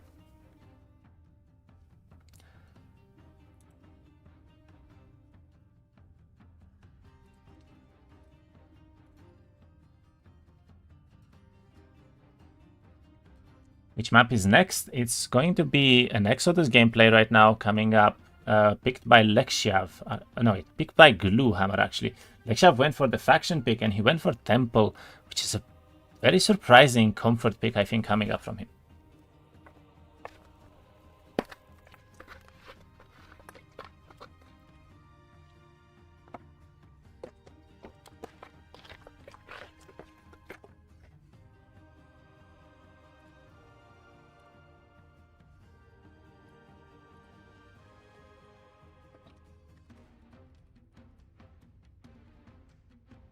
Alright, 0-1 Gluhammer. Will he make it happen? Will he take the series 2-0 and be the first one actually to win a game as the lower rated opponent, I believe. So we could see a great three-part series here or Gluhammer making it happen against Lexiav, who was the favorite to go into the series for sure. And right now, I guess Lexiav is the underdog, so we're definitely cheering for him going to the next game, and hopefully we'll get a 3-game series here coming up. Let's see it happen. I think that the settings are done. Looks to be quite okay. And yeah. Game 2, everyone. Let's see it happen. Let's go, and good luck. Have fun to both of the opponents here. Hope for a third game, but also a second game Gluhammer victory would be quite something to see. So let's hope both of the opponents are gonna pull their best gameplay here coming up. Go Lexiav, go Glu, but mostly Lexiav. Yeah. I mean, I'm rooting for both of them, right? They're both extremely good players. They both deserve to win, and I'm simply hoping for a third game series. Honestly, like that's basically it. So I kind of hope that Lexiav is gonna win the next one just because we get the third game. And all right, we are now starting. So the factions will be Temple for Lexiav, Grove for Gluhammer on Exodus tournament template right now. And let's see what they will pick in terms of heroes, because again, hero-wise, this is going to be incredibly important for them to figure it out right now. That game would mean more work as host, though. I mean, it's very, very tiring for me, of course, but I don't mind, really. It's okay.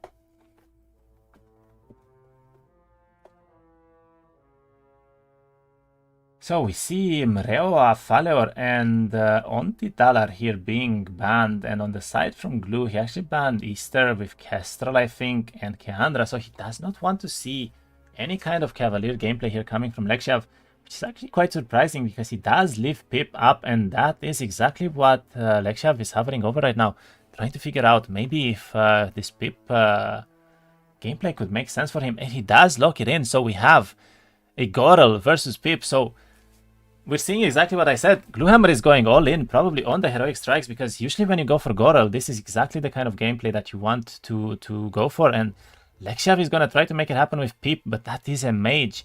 He will not have the heroic strikes available for him, which means Gluhammer will have a big advantage in this first fight, I think.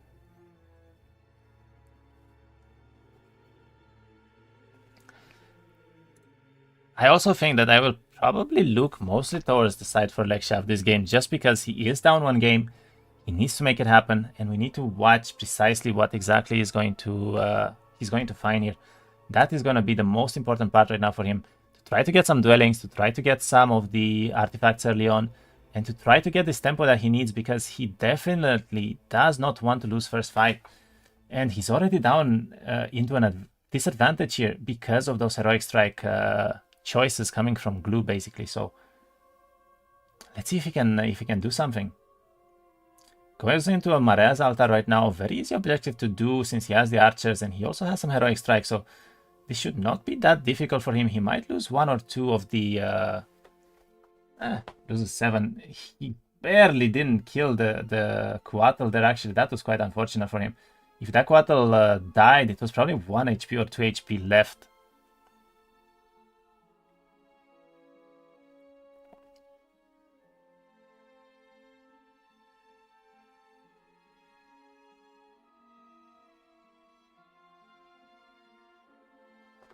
We have a few nice questions from Magnus Vortex on YouTube.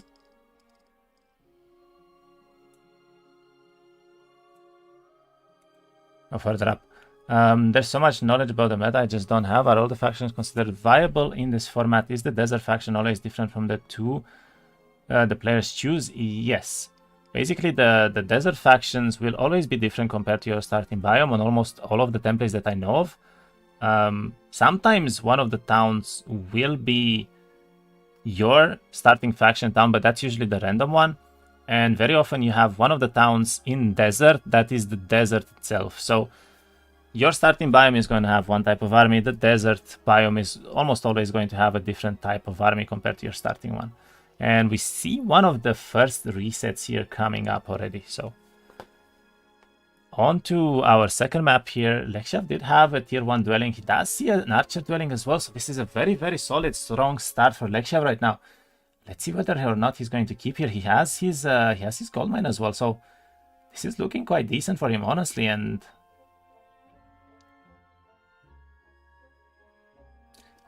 I would not mind to see him going for these griffins. Honestly, I think that was a pretty decent idea. The parasites here are not gonna be that easy to kill, honestly, and he's looking towards maybe going for the second town first and potentially doing this dwelling at the very beginning. Definitely considering all of his choices here, which is a good sign to see. Something that you don't know, come on. Talk us through the decisions they are making. Alright, decision making right now. So what are the players considering? They are definitely going to try to find as many dwellings as possible because dwellings give them extra growth in towns, right? And on Exodus, you do not have any army boxes. Therefore, dwellings are king. And trying to find these dwellings early on, trying to get a lot of fights in, which will then provide you more and more faction law points. With those faction law points, you can unlock the tiers of the units that you want to make as your power stacks. And that means that with the dwellings, with the laws, you can basically get a very good growth for them and some extra bonuses that those units will get. So they become one of your best tools to clear the map afterwards. And right now, the players will basically go for as much map exploration as they can very early on around their first and second town, as those are the ones that usually have the dwellings. And after they find that map exploration and the dwellings, they will try to find any kind of way that they can in order to do the fights to grab them. And after that, you usually want to go towards your third starting town to potentially make something happen there. That's basically it for the first few days of the game, at least. So we see Lexiav right now trying to explore a little bit on his north side town here. He found the Marea's altar, which gives him a lot of gold early on, and gold is also very important because it makes you able to buy out all of the units and to also make some astrology investments or some law investments. So we already see a fairly decent army here coming up from him, and he's looking like he wants to go for this gold mine next, I guess. Doesn't see any dwellings, so I think this is probably going to be a reset. I mean, he doesn't have anything on the map right now. This is not looking like a map that he wants to keep, but he does have clear fog, uses it and finds some objectives that he can do, but nothing relevant right now, so really. So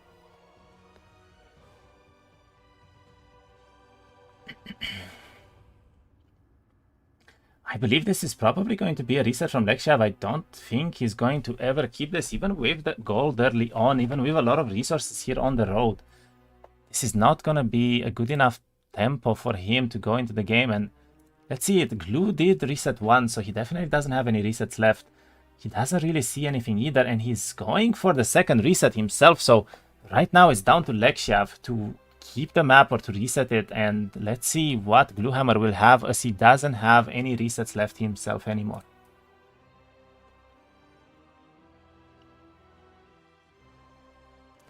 He's looking around right now, doesn't really find much, but there is still a lot of potential here. His roads are somewhat bad, I would say.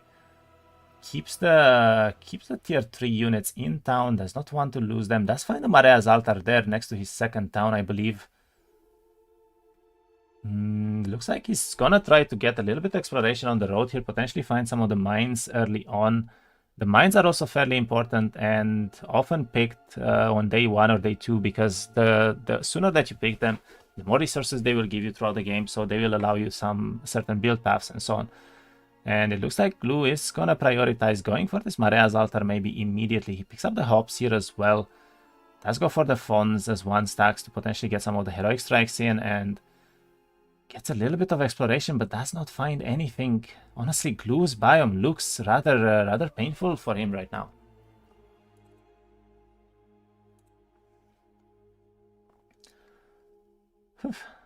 I rapped a little bit there. My voice is giving up on me. Let's see what Lexiav has. He's trying to do an Iridescent Abbey, but that is a little bit too strong for him, and I don't think Lexiav is very happy with the content that he sees either. He only has 1 Griffin dwelling and basically nothing else, so we could see a no dwelling versus a no dwelling template right now coming up from these two opponents. He does see a swordsman dwelling as well, but he does reset the last match, and we are seeing game number 2 for sure now, because both of the opponents are no longer having any resets. So this map will be it, and let's see what will Lexiav be able to find, because he is the one down a game right now. So he's the one that needs to have this better generation technically coming up for him. And so far, I mean, he is gonna go for a clear fog, doesn't really find anything with it. He goes for the road there basically to know if he wants to go towards it or not. I would like for him to pick up this observatory early. I think it's gonna give him a lot of information here.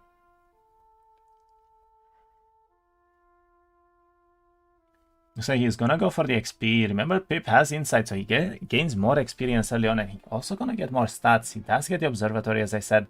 Does find the swordsman dwelling, but it is coming with a box from the hoplets, which means it's not gonna be doable anytime soon.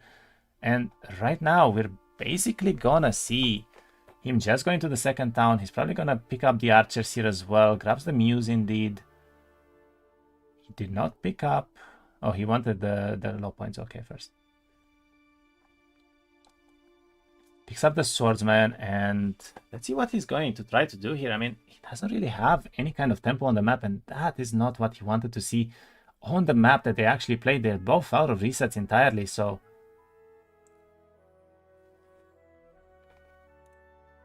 we need a real money betting system on this tournament match. There's some website somewhere with some shady stuff, but I would not recommend such things. Usually you lose all of your money, and even if you win, you don't get anything in return. So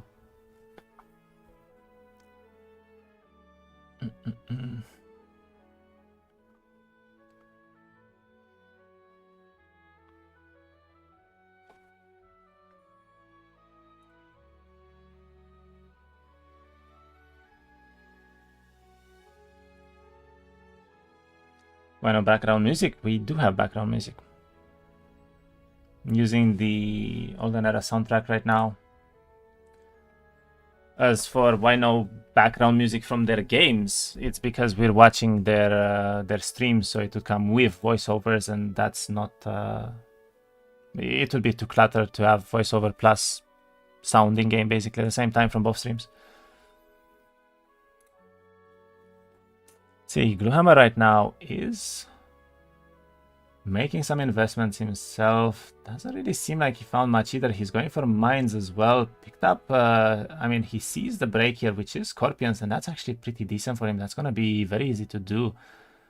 And yeah, he's just going to go for more map exploration, trying to go for the third town right now. He's going to grab plus on knowledge here. He's going to grab even more mines, and let's see what he's going to be able to find, because right now neither of the opponents really has anything, I would say. Do you think resets should be blind? Technically, you can just wait with hope your opponent resets first and reset last second. That is technically true, but it's also a strategy, because you do have to go into fights in order to have more timer than your opponent. So if you go for that line of play, you still need to constantly think about it and do these kind of strategic, fights to get more timer then. Also, it looks like Lexiav is not finding anything himself right now. He does find another Maria's altar, so he's gonna have decent amount of gold here. He did upgrade the archers as well. But right now, his tempo is very, very little. He did pick up the griffins with him, and that's about it.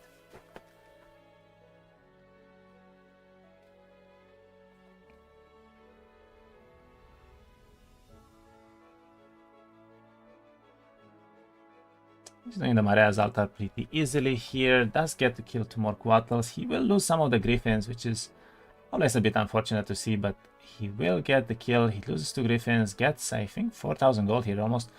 Can have a Thaumaturgy level up, but I think that's a little bit too early for him, and he's probably gonna skip it. No, does pick the Thaumaturgy in the end. I do think it's a little bit too early for Thaumaturgy though. And it still looks like a very empty biome for Lexiav. I mean, he has almost nothing here. And we need to remember one thing. Lexiav went for the mage hero, so he was very, very reliant on these dwellings, which he only finds now a Griffin dwelling here, and that's definitely not what he wanted to see, probably.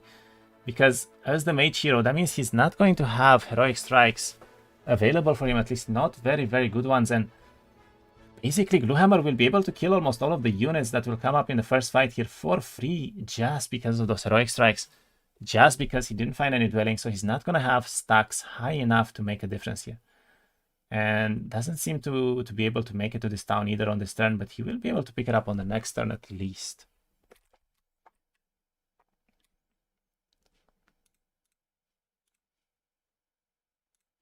Meanwhile, on Glue's side, he's basically just picking mines. I mean, he has no dwellings either. And this is looking like a very empty biome for him. He has almost no army either. He must have lost quite a few units in the Crystal Cavern here.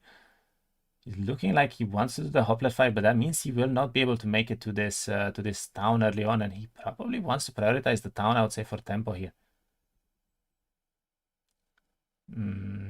Also a very awkward road. I think the town is probably going to be towards the left, but does find a Fawn dwelling, and that is very relevant for him because he did not have a lot of army left here, and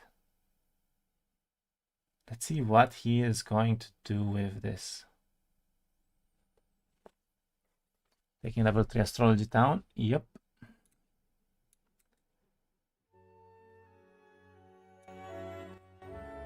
I mean, I could make it higher, but I think it's too high now, no? Yeah, I don't know. Maybe like this. Let me know. If you want it lower, I can go lower in Streamlabs a little bit, so it should be fine.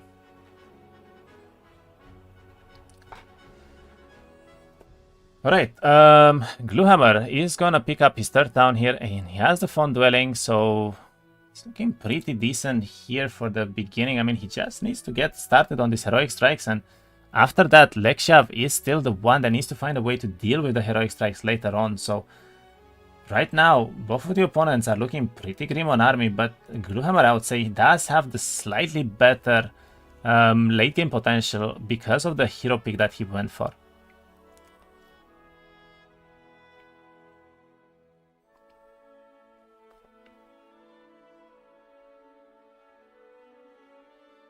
Honestly, I made this a little bit too high for myself now because I can't hear myself talking.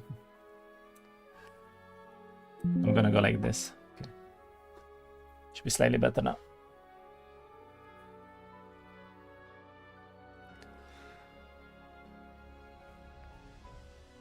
Alright, Glue is doing a pretty decent fight here. I think this is for the Fawn dwelling. Them itself should be easy enough. And then on Lexiav's side, he picked up the town. Looks like he is gonna go down potentially for the Griffin dwelling himself. Does seem like he wants to pick some of the one stacks here so that he doesn't bleed the units anymore, which is a solid play as well. I do think that the Troglodytes may have been slightly better though, just because they are quite cheaper. And ooh, Gluhammer picked up Logistic right now actually from that Fawn dwelling fight, and that is extremely relevant for him. Logistic is one of the best skill trees. Skill level ups that you could have early on, and we're still only on day 3. So a fantastic pickup from Glue again. Having this logistic early on compared to Lexiav that did not get it yet, so he might be struggling a little bit.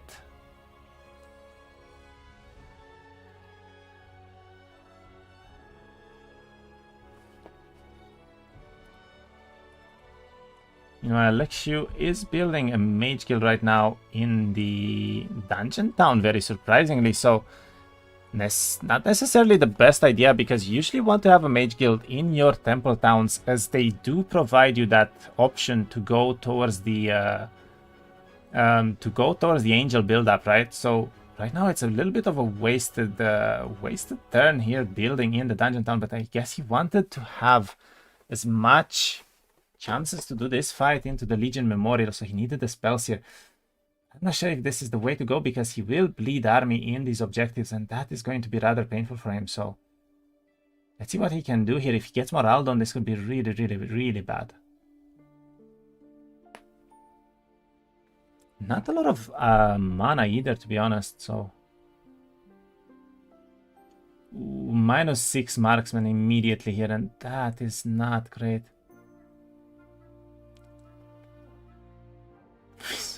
devices.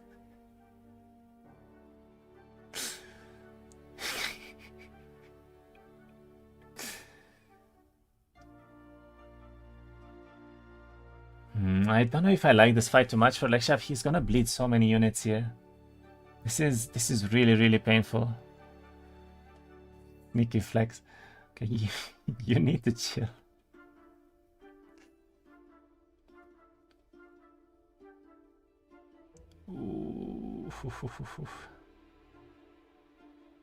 Okay, now we're in danger. This is danger territory. He doesn't... Oh, he does not have a way to deal with the other stack there either. This is a lot of heavy losses here. I'm not sure if this was worth at all. I mean, you don't want to do these objectives before you get 1 or 2 dwellings, because otherwise we see exactly what's happening here, which is your units do not do enough damage to one-shot the stacks that they need to be one-shotted here, and minus half of the archers basically for this fight is very, very painful right now for Lexiav. Loses another one there, and yeah, this is... Ooh. Does get the expert thaumaturgy now, does get the extra level up for the spells, but all of a sudden he only has 20 archers, and even this griffin dwelling is gonna be a bit problematic if the whites can get into the archers here and kills a few more. So this I don't think this was the best case scenario for him for sure. He's going into banks right now, so he definitely has some kind of late game idea in his head where he probably wanted to go for something like Cavaliers or maybe Inquisitors or maybe even Angels to build up early, but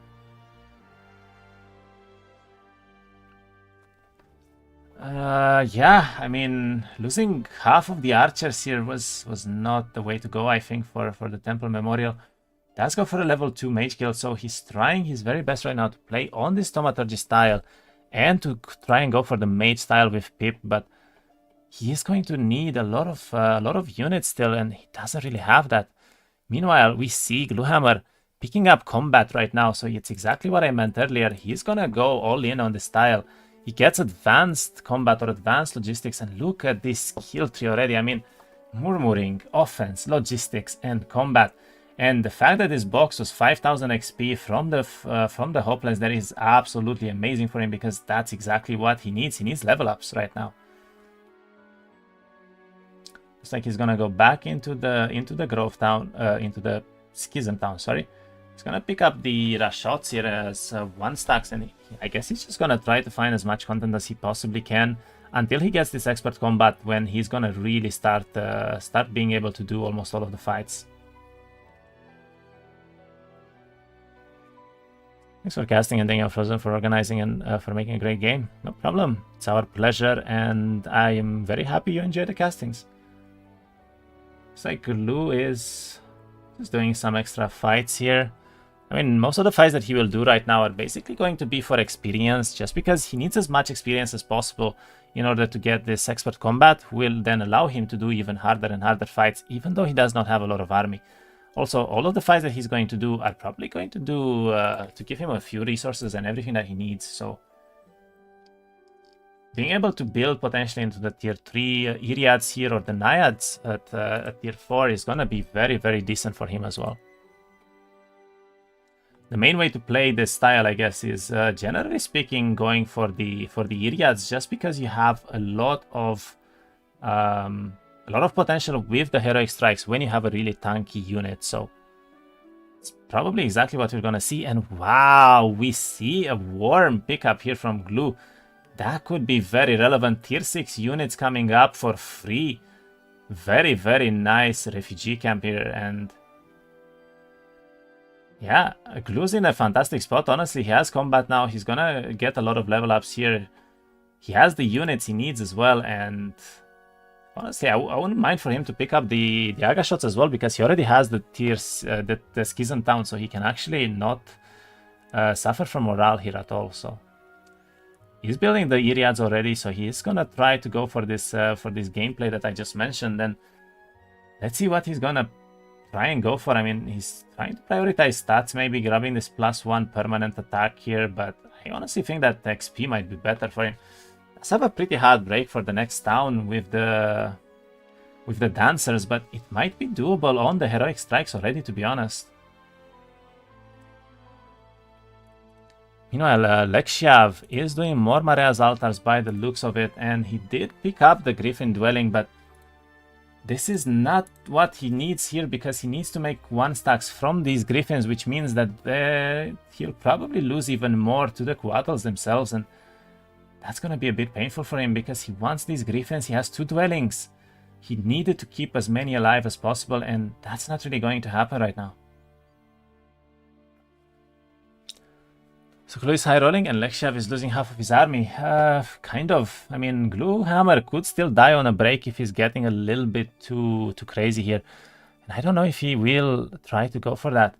Lexiav looks like he wants to pick defense, and he does go for defense right now.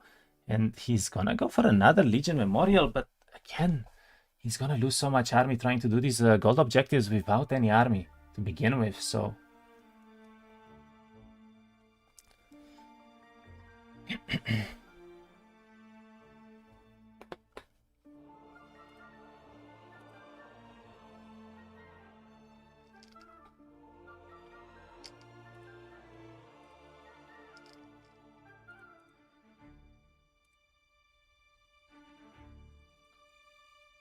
What will Gluhammer do? Looks like he is clicking this break for the 3rd town consistently, and he wants to go for the last growth town here immediately, but is he strong enough? I mean, will he actually do this?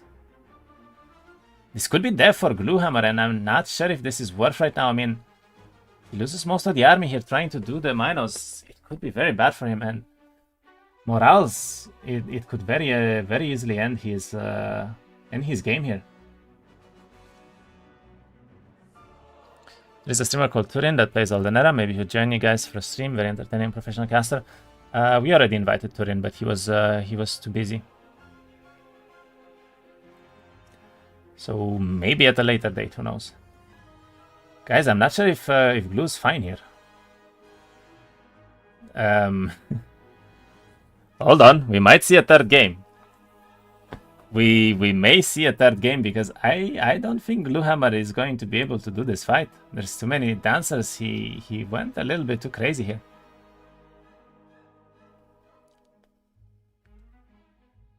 He went a little bit too crazy here, and I'm not sure what for. I mean, he had the game. He just needed to chill here, honestly.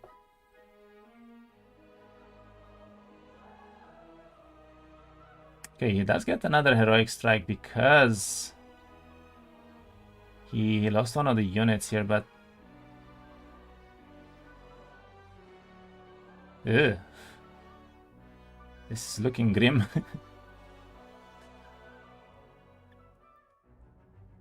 I think you have to go for the Minos with the heroic strikes here. The Minos are the main problem if he gets morale done. Chooses to go for one of the dancers still, but he doesn't have any spells either, I think. And okay, it does. I mean, if he utilizes the worms properly, he might be fine still. Worm plus combat can carry so easily. Maybe we might see the worm carry here, but as I said, one morale from those 2 Minos on the lower side, and the game is basically over. So, ooh, he gets double morale on here. They're also sitting on the corpses, which is very relevant to know. So.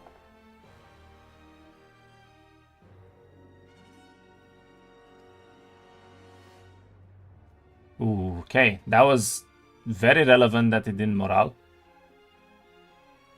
And now he's gonna try to heal up the worms to full. Still a lot of dancers in the back there. That will be a problem for him later on. Seems Glue not that Hive player. I don't know why he wanted to do this fight, honestly. This is gonna be very painful. He loses the hoplets here, which is actually fine, because he doesn't really care about the hoplets too much anymore. And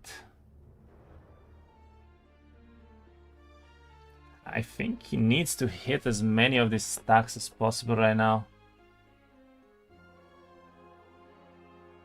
Okay, that's kind of lucky. The fact that the minus didn't sit on the corpse is actually very, very, very good for him. He will be able to heal up to full here. Is he okay though?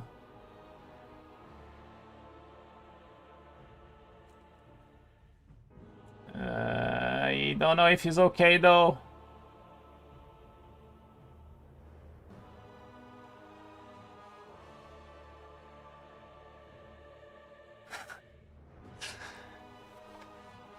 Wait, why did he shoot the 3-stack twice?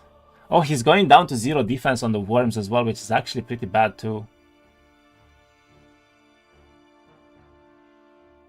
No, I don't think this is enough, and he gets morale on him. He loses the game. He actually lost the game to a morale in the end. No. Oh, that is unfortunate. Gluhammer losing the game like that. I mean, it was the riskiest thing ever. Honestly, he could have hit the minus with the heroic strikes. I don't know why he didn't. That was the biggest problem, as I said. Oh, ho, ho, ho, ho. So we have a Hell Tide, guys. No castings. I don't think he had any mana, not mana, any spells to cast. He never built a mage guild, so that is really rather unfortunate here.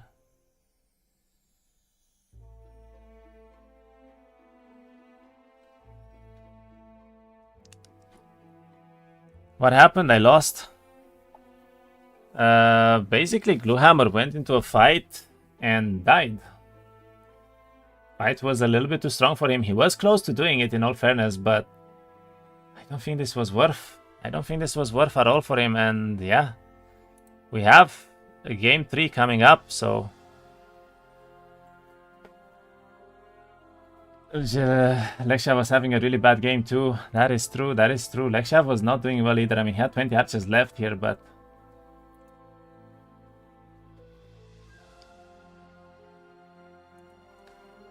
all right, 1-1 series. We have a game 3 at least, so now it's whoever's gonna win is gonna win. Let's see it happen, I guess.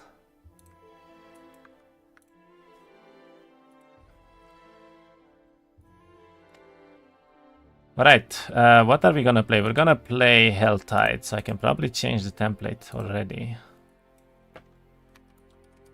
Hell Tide.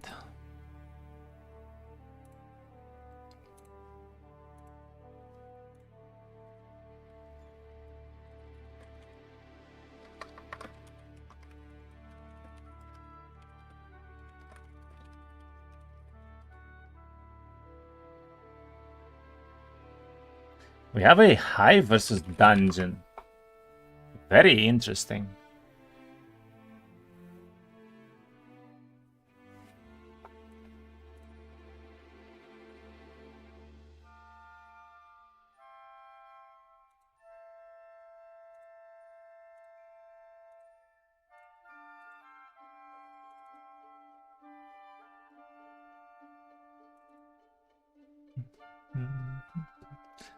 Sorry, what is Glue doing now? He lost the game, and now they're gonna go into the next game, which will be Helltide versus Hive versus Dungeon. They're gonna pick the factions next, and we're gonna go into the third game.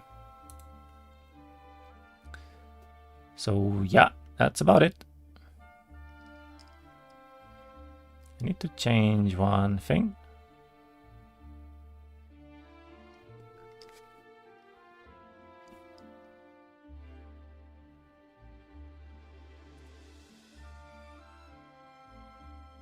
Da, da, da, da.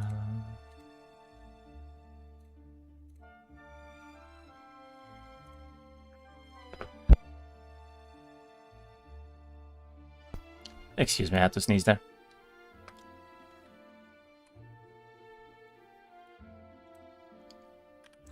Okay, 1060.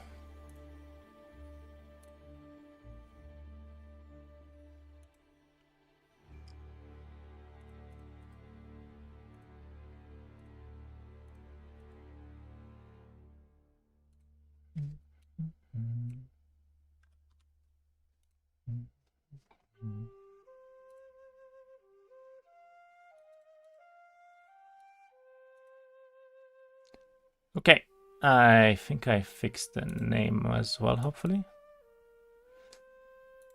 And let's see it. Gluhammer takes the series 1-1 by losing himself. I mean, he tries to replay the battle. I don't know what he tried to do there, but doesn't really matter anymore. He lost, he lost. We're going to game 3. Honestly, I feel like he definitely had a win con here, but he got too greedy. He got a little bit too greedy. Total match fixing. I can see there's no way he breaks through with that army setup. These guys have zero respect for the viewer. I honestly don't think that's true. I mean, he expected less army there to begin with, probably. I don't think he expected to have almost, 40 Minotaurs and max roll of Dancers. And also, very importantly, he was hoping he would not get morale done, right? But the morales did happen on turn 1. They did happen on turn 2 as well. And those Minos can hit really hard. I mean, without that morale at the end, he was winning the fight. He had enough heals for the worms there to actually be able to win that. So I don't think this was a throw. He just tried his best to get the tempo and lost in the end. Also minus morale on the worms. Yeah. That I think that did happen actually, indeed.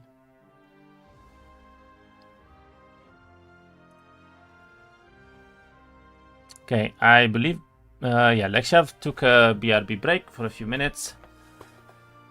And once he is back, we are going to start. It's going to be Dungeon, Gluhammer versus Lexiav's Hive. And we're in for a treat. We are in for a treat.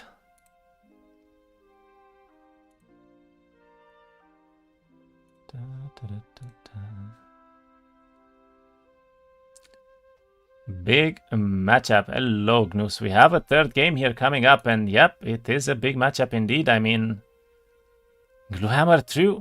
He threw one game, and now we're here, and he's gonna be in trouble if he doesn't find a way on this Helltide, which he doesn't really know how to play. I believe no opponents here in the tournament so far preferred Helltide at all because they don't really know what to do on Helltide. It's not one of the most popular templates, and it is one of the new ones added into the pool with one of the recent patches here. So it's gonna be very interesting to see what's gonna happen exactly.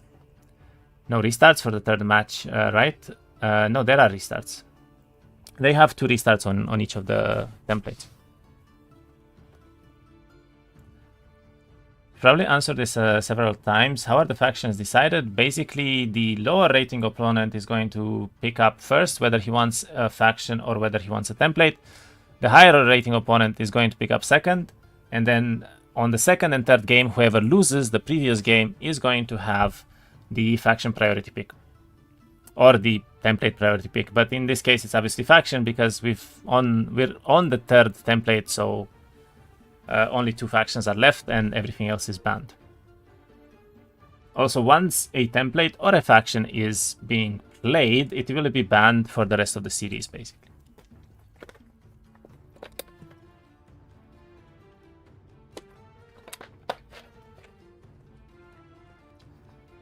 Alright, let's see it. I believe Lexiav should be back any moment now, and afterwards we are going to start game number 3 of the Alvari Cup. Lexiav versus Gluhammer in a very, very interesting turn of events where Gluhammer was very far ahead, I would think, and managed to actually lose the second game there to an AI fight. 1 faction per series is a great idea. I do believe so, yeah. I think it's very interesting to see the factions being cycled through and for us to see all of the games, basically. It also proves, you know, that the opponents can play with everything, not just one-trick pony sort of thing. We'll see, never played Helltide. True. I mean, Helltide... Helltide is Helltide. Let's see if they can put up with hell here. Lexi wins the first game and Gluhammer the second. Yes. No, wait, the other way around. The Gluhammer won the first game, and then Lexiav won the second game because Gluhammer lost to an AI fight. Glupic Dungeon, what is the preferable faction for this map out of the 2? I would actually think that Dungeon is probably the best faction on this template right now, maybe even. I would say Dungeon and Grove. I actually don't think that Necropolis and Schism are very good on Helltide, for the record. Because Helltide doesn't really have a lot of army. It has a lot of creature banks. What do creature banks need? It needs a way to do them very early on very little army. And what's the best factions to do that? Probably Dungeon. Probably Grove with Heroic Strikes, with the extra stats that Dungeon gets and so on, because you can basically go for Thaumaturgy, you can go for a level 2 mage mage guild right in the town. And then with that +6 spell power from Dungeon, you can have a much easier time there. Hive with Worms. That depends. Hive can easily die in a creature bank with 2 worms only. You do need a lot more army other than that, I would say. But yeah, we have a 3-game series here. Let's see what the opponents can bring, and we shall see.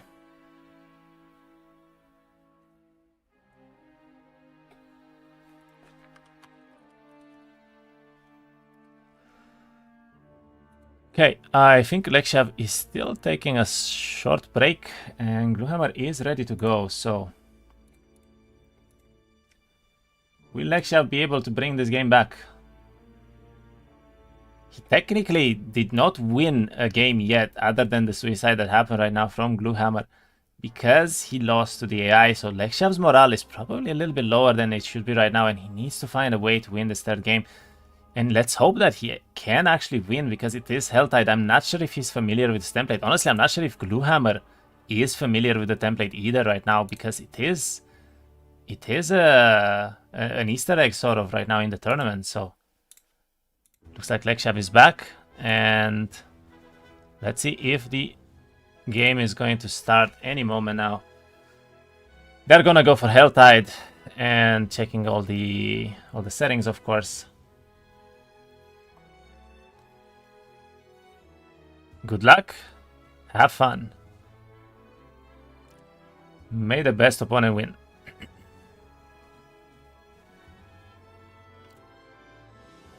Game number 3, everyone. Hive versus Dungeon. Make your predictions now, I guess. We'll go home. We'll continue advancing in this tournament. I'm rooting for both of the opponents here. Let's hope for a great game, and let's get right into it. I believe that Lexiav messed up something here, and now we're gonna remake the lobby, so...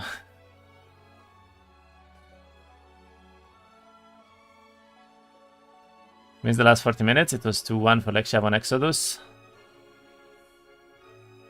No, the first fight on Exodus never even happened because Gluhammer ended up dying. And now it is 1-1 between them.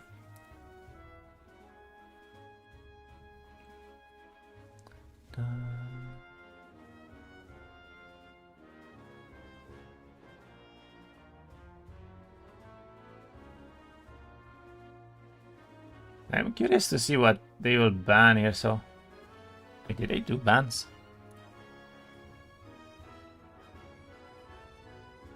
Oh, they didn't do bans in... Oh, whatever.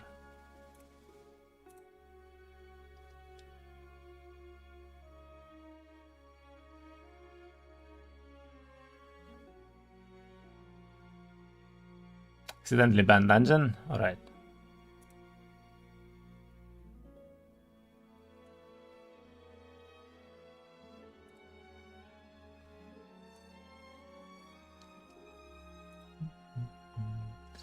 Go Glue.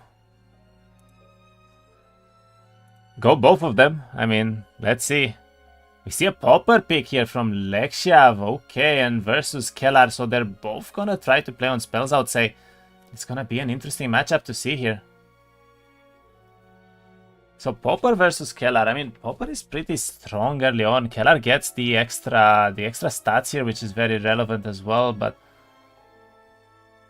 let's see who's gonna understand the template and who's gonna know what to do. Basically, on this template, you don't really care about the main towns too much. You're just simply gonna try to push as fast as possible to one of the side zones here where there are all the creature banks. You're gonna try to do those creature banks as fast as possible, and then with them you can go into the middle area, start the Helltide Arena, and just wait for your opponent to basically get those 3 days in. And after that, you are gonna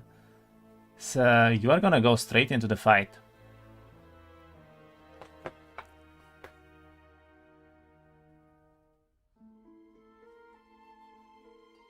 Looks like Lexiav does have a Parasite Dwelling, which is very relevant right next to one of his towns here.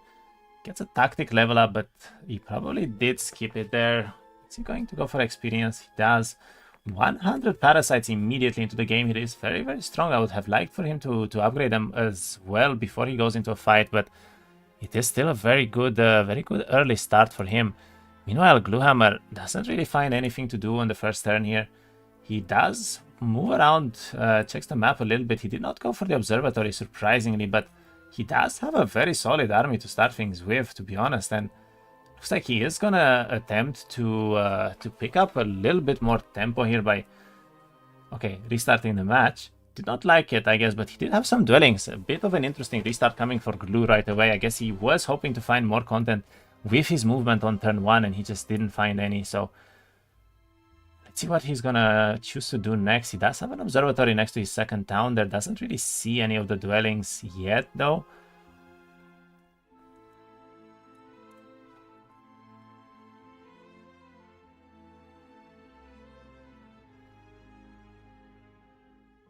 Like Kiran would be busted breaking. Maybe. He chooses to skip the observatory as well. Both of the opponents don't really seem to care about vision too much on this map. I guess they simply want a lot of resources, a lot of army from dwellings early on, and to get that early tempo that I said. But Gluhammer's map, again, looks pretty empty on the roads here, and I don't think he is enjoying it too much right now. He definitely wants to see a little bit more content to play with here, and this isn't really it right now. I mean, he doesn't have anything to go for again for day 1 and day 2. Honestly, the biome last time was better by a fair bit, I would say.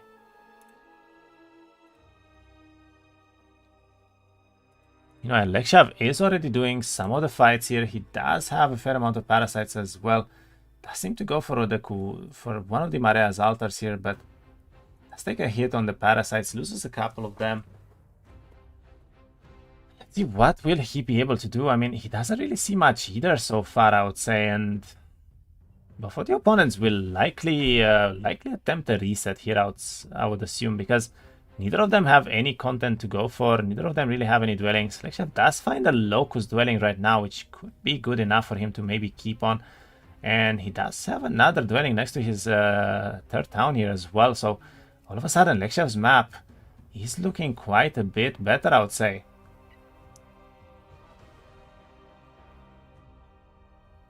He has a tier 6 dwelling here as well. I mean, this is definitely looking like he can make something happen.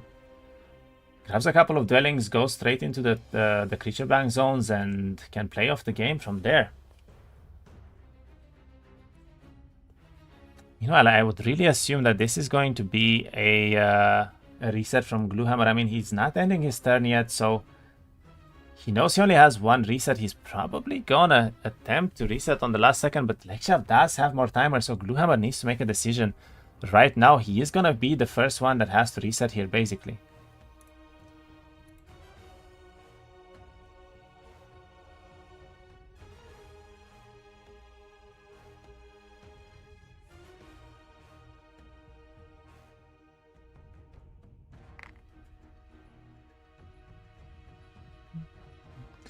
Yeah, we see a restart coming in. And let's see who's gonna find the better map now, because we're getting lower and lower in terms of resets. And honestly, Lexiav so far, I would say, definitely had better resets than Gluhammer so far. He has better maps, he has better dwellings, and it's starting to show a little bit for Glue right now. Looks like he goes for the observatory, does find a parasite dwelling immediately. 2 parasite dwellings actually next to his town, so he could have a decent amount of army to get started with. One of them is on Kennel Masters and does have a box as well, so it's going to be pretty difficult to do. And yeah, I mean, Gluhammer, he needs to find content, and Lexiav is going for a Marea's altar without a lot of army right now, so this could be a bit painful for him, but Let's see if he's going to be able to make it a clean fight here. He actually skipped hitting with the main stack here. That could be painful. I mean, it might be a reset just because of that, honestly.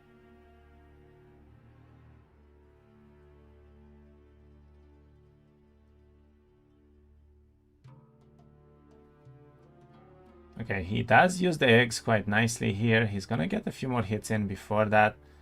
And at this point, he needs to take a retaliation, and he does. Looks like this will be a pretty clean fight still. He has a heroic strike as well, and I guess he should be fine here. Ooh, doesn't get to hit it fully. He does lose almost 10 parasites on this fight, and that is not what you want to see early on here. He misclicked. Well, that misclick cost him 10 parasites, and just because of that, he might have to end up resetting this biome, which was actually pretty decent. He had dwellings right next to his towns here, so we'll see what he ends up doing. Meanwhile, Gluhammer is doing a fight himself, which is a fairly strong fight here for almost 100 cultists, actually.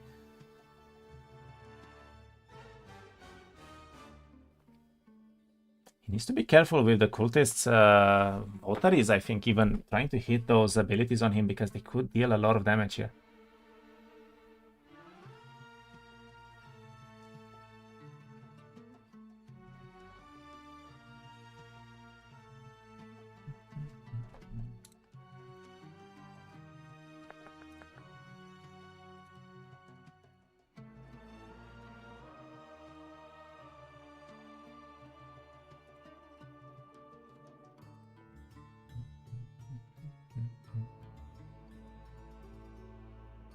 Okay, is Gluhammer able to do this fight without heavy losses? He is losing a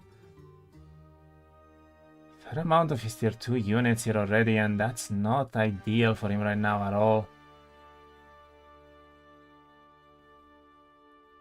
Does have a heroic strike here, does use it as well. I mean, ooh, that was a very, very, very nice lucky strike. Double lucky strike here, and it saved a lot of the units. Does the Pandora box immediately here. And the reset comes in from Lexiav again, so Lexiav only has one reset left himself. Let's see if he's gonna get something good or not on this biome right now. Gluhammer is going to need to find dwellings, and he has a tier 2 dwelling right now, but it is behind Lightweavers, and that is not what you want to see at all. He has a lot of XP, however, next to his town, which can be very relevant. Potentially a camp again where he can get some units, but what will he choose to do?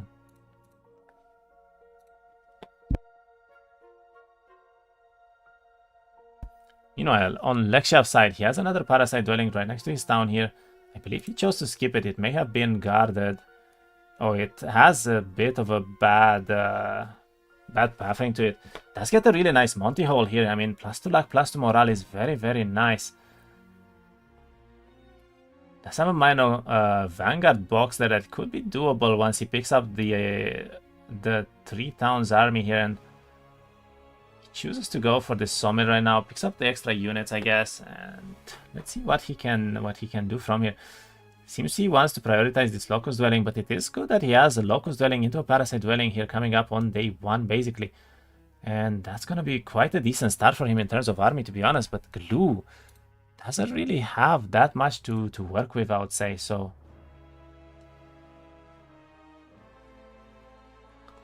let's see what exactly he's gonna try to prioritize here at the end of the day. Looks like he's making some gold investments, so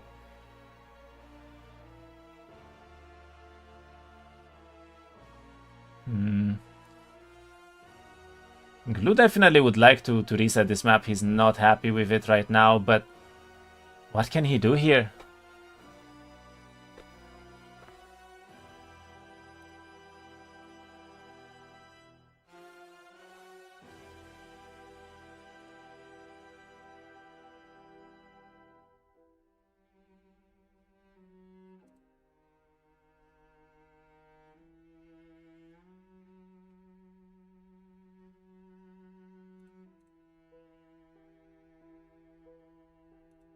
Let's see, will Lexiav keep this map? That is the most important question right now. I mean, Lexiav does have decent dwellings. He might think that it's not enough himself though, but looks like he is making he's making investments already into his town, so he's definitely considering keeping it.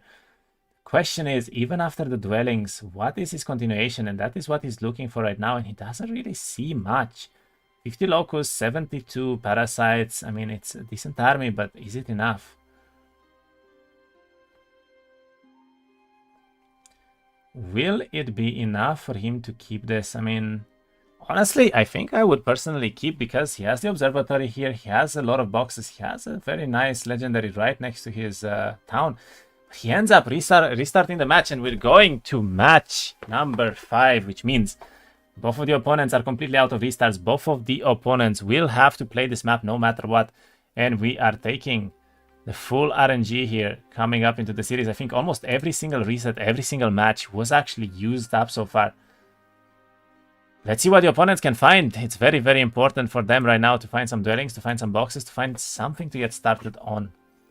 Lexiav immediately goes for an observatory here, tries to get as much vision as possible, and looks like he sees his 4th town already, which he does maybe want to prioritize taking immediately. I mean, he does have a parasite dwelling on the way there, which can be very, very good army early on. I mean, it's probably exactly what he wants. Get some resources as well. It's a good pathing.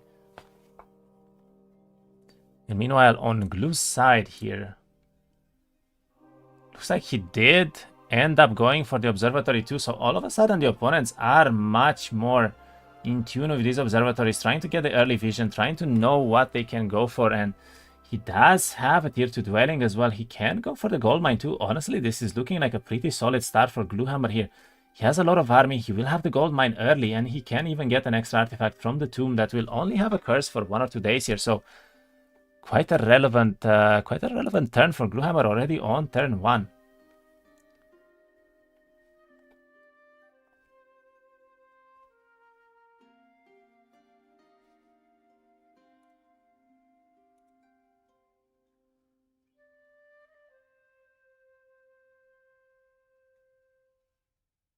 Does the fight very easily, gets a level up, and will probably get the insight early on, probably with the low points as well, just because you want to get as fast as you can the lows for dungeon here. Looks like he's grabbing everything he can. We'll grab the tomb as well, and this will be a mirror tiara. Not really something that he wants too badly, but it will get him a lot of mana later on Kellar, which can be quite decent. But he does have -2/-2 right now for 2 turns, so next turn, he will be having a little bit of a handicap here when it comes to doing fights. Let's see if he's gonna choose to do any fights to begin with, though, or not. Meanwhile, on the side of Lexiav, he did push down on the road. He's trying to get his 4th down very, very quickly here. Picked up his... No, he did pick up his parasite dwelling. Or wait, it was a locust dwelling there, actually. And yeah, now he's finding a gold mine here as well. It will be on pixies, which is very easy to do. And then with this and the 4th town that he can be able to pick up here, he will actually have a lot of gold income immediately into the game. So a fairly good start from Lexiav as well, I would say. And it's up to Glu really to push the matter here and try to get this early tempo, I think, with the dungeon pick.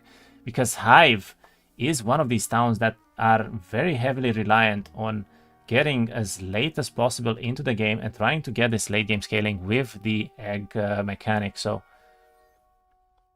it's really going to come down to what can Glu do and whether or not he will be able to push this as fast as he can. Chef does end up losing one of the hornets here. He does end up losing a couple of the parasites as well to the pixies, which is not ideal, but it is okay.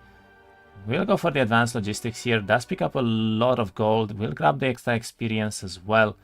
And yeah, I guess we're just seeing a very solid gameplay from Lexiav trying to get this early game gold right now.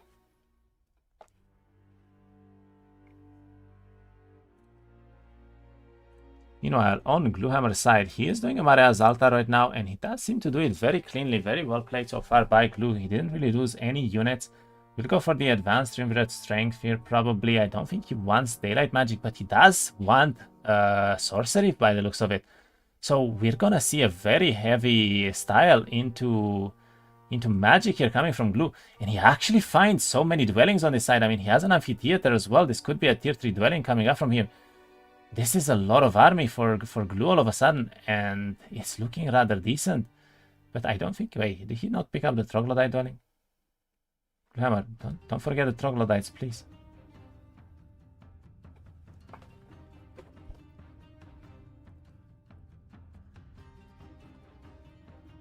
I'm not sure why he's not grabbing the Troglodytes right now. Maybe he wants to pick them up with reinforcement and goes for a level 2 Mage Guild.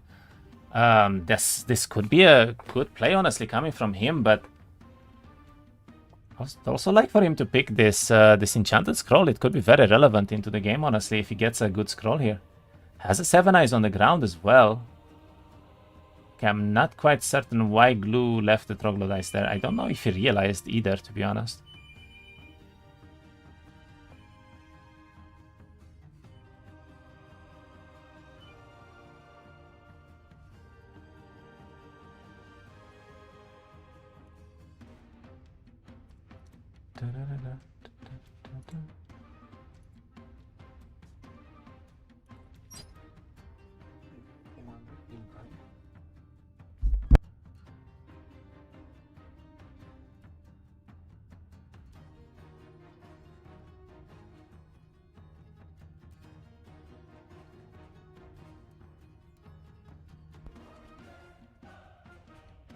Alright, Lexiav went for his third town army, and I think he picked up a few more dwellings here as well. He's gonna try to do this Dragon Slayer here, but I mean, he should have enough army to not really lose anything. I think the Locust double hit can probably one-shot them anyway, so he should be fine here.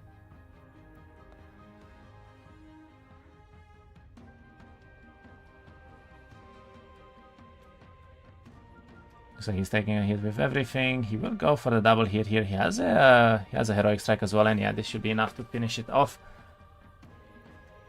Very nicely played, and does not really pick up any other skills right now, but does have a decent amount of resources and gold income so far. So Lexiav needs to find a few more dwellings. However, I think Glue is definitely having the dwelling advantage so far in the game, but Glue needs to also pick up his dwellings, and Lexiav finds a very big box here, but he won't be able to do that yet.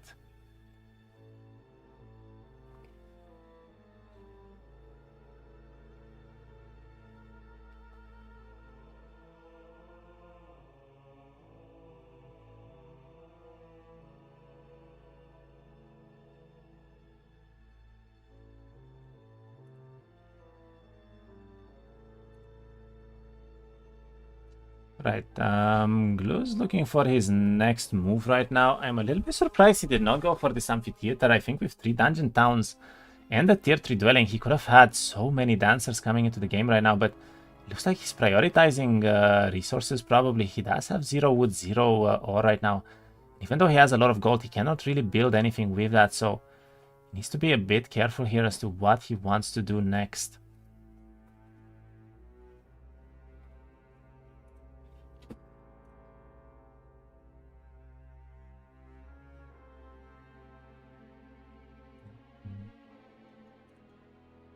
Meanwhile, Lexiav is upgrading all of the parasites, but he is out of gold entirely. He cannot actually pick up all of the units. He needs to trade here. This is a bit painful for him because he does not have any resources to begin with, really. So trades almost everything that he has, picks up all of the parasites that he can, and right now it's going to be up to him to try and find some tempo to do here, but his army is not looking that fantastic, honestly. I mean, he only has 70 parasites, 60 locusts right now.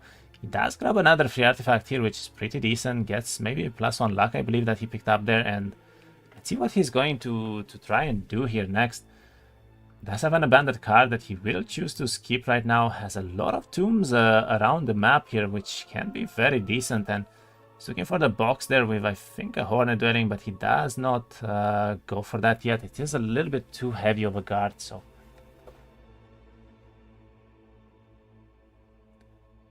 Ooh, that is a very nice artifact picked up by Lexiav from these tombs, and grabs a warrior belt as well, so his stats are all of a sudden amazing right now.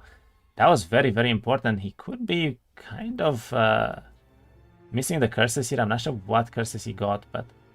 -10% mana. Okay, not too relevant, honestly. These artifacts were amazing for him, and with some curses that are quite decent to have here, actually.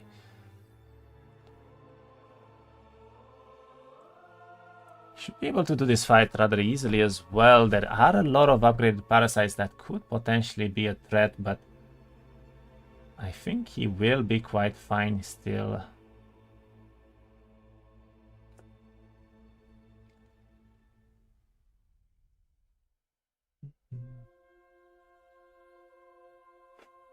It's quite funny that he has Doref's Tide, but he does not have mana yet to use it, even though he has 11 power right now. That is a bit unfortunate, I guess.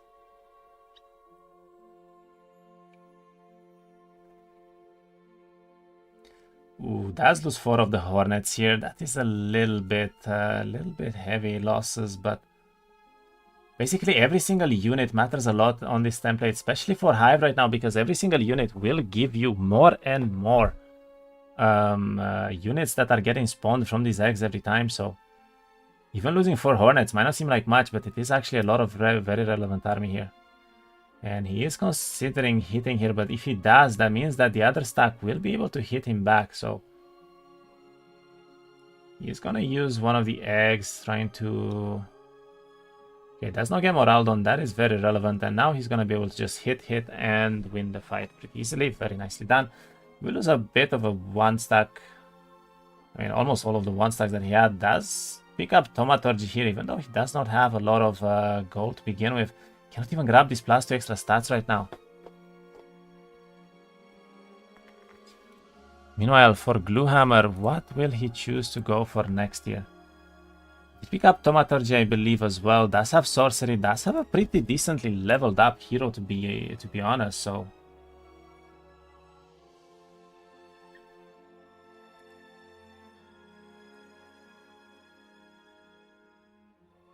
up another gold mine. So Glue's game right now is very heavily reliant on actually maybe a build out, I would say, because he's picking up a lot of resources, he's picking up a lot of gold right now, and yeah, it looks like he's favoring even going for mines over most of the content that he had here. So he's gonna be able to pick up his 4th town now. Does have a Marea's altar next to it and the Troglodyte dwelling too, so pretty interesting gameplay. He even upgraded his tier 2 stack right now to the infiltrators, I think. So he is looking towards this break already. Honestly, Unicorn break is probably one of the best breaks that he could possibly ask for. I mean, even if you just get about 150 to 200 Troglodytes, I think that break is already doable and quite easily so. So Gluhammer definitely has the better break here towards his side zones, and let's see if Lexiav can bring something back, because honestly Lexiav doesn't really have a lot to work with. Really, he's just going for a lot of objectives right now that give him gold. Is this the second game or third game?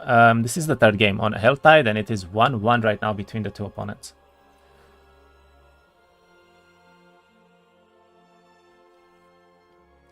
Meanwhile, Lexiav is doing an iridescent Abbey right now. He is losing a couple of one stacks yet again, so not the most ideal way for Hive here. I mean, he is losing a lot of his units overall, I would say.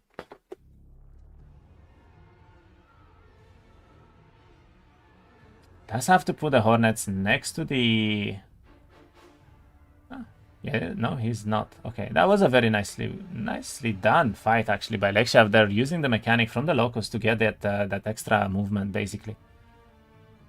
Now he's looking like he wants to get some resources of his own here. He does not have a single wood pile yet anywhere, and that is kind of bad for him right now, because he needs to find something to do, and he's not really getting that. Does find wings here, which could be very relevant later on, but it is somewhat badly positioned, I would say. Isn't this the first time when we have a game 3 in this tournament? It is, yes. That is very much true.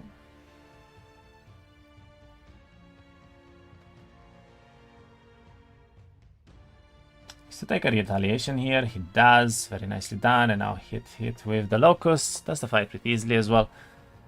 And let's see, so he does have Thaumaturgy, he goes for the spell power, and honestly, I mean, He's considering doing these Kennel Masters already, but he needs to have a lot more spell power here, or knowledge at least, I would say. It's not the most impossible fight to do, but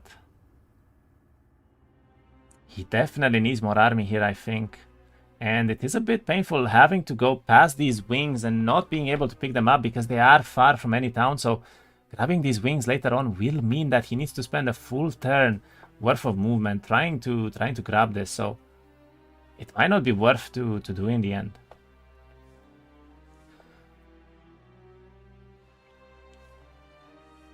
So I gotta say, Lexiav's timer is going further and further down, and he is spending a lot of time thinking about his turns here, but as Hive, you want to preserve as much time as possible, and right now he's going to time out almost with less than 30 seconds remaining, basically, so we could see a pretty rough scenario where he might time out in a fight and lose a lot of movement here, potentially.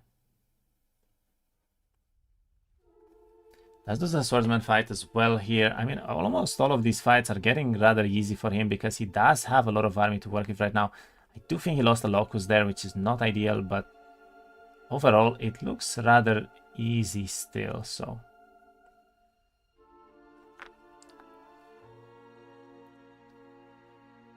Gets the ore storage here, and yeah, I mean, he's looking around to what he can do, but he needs to find that content that will push him further and further, and right now he's not really finding that.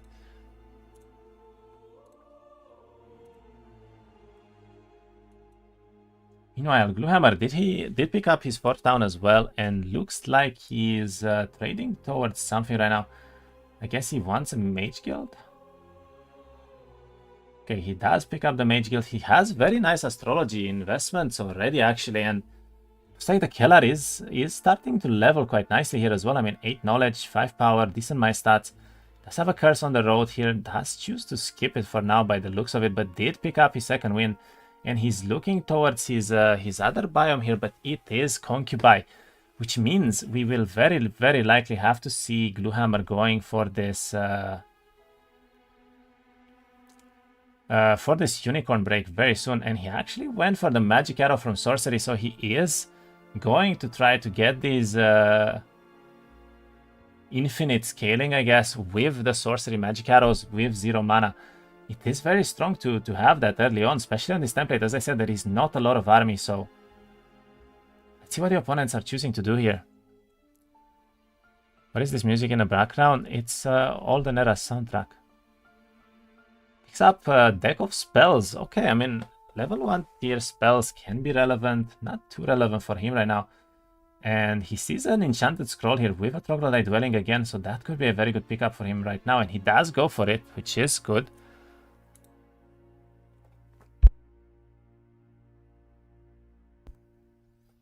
Meanwhile, on the side of Lexiav, he is doing...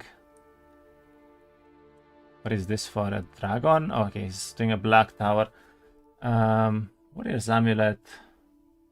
I mean, honestly, very, very nice stats right now. He has 10 attack, actually, all of a sudden. And, yeah, Lexiav has some really, really solid stats, but he needs to find something to do. And the Kennel Masters here, it looks like he's too scared of trying to attempt them. But he barely has any army left, to be honest. He only has the Locust, really. He lost almost 20 parasites already. And is he going to try and do this? He is, and the auto is successful, so this looked a lot worse than it is, and this will give him a ton of tempo right now. The Kennel Masters are fairly easy to do. He has a lot of initiative here as well, so pretty decent for him right now, I'd say. No wood, yeah. I mean, he could just build marketplaces everywhere and then trade. He has 4 towns, which is good enough, I would say. Ooh, loses 2 locusts already. Does... It is, he is able to pick up one of the eggs already here, which is good, but...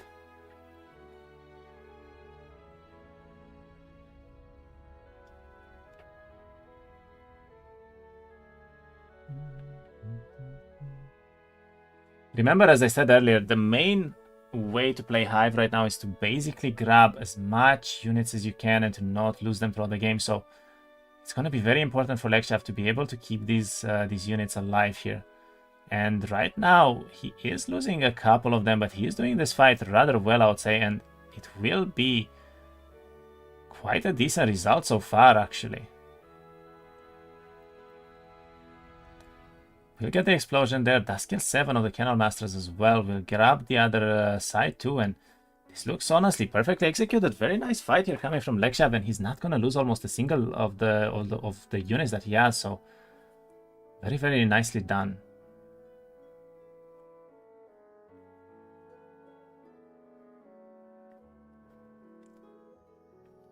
Now he's just gonna be able to clean up basically everything, and yeah, looks like a very clean fight, honestly.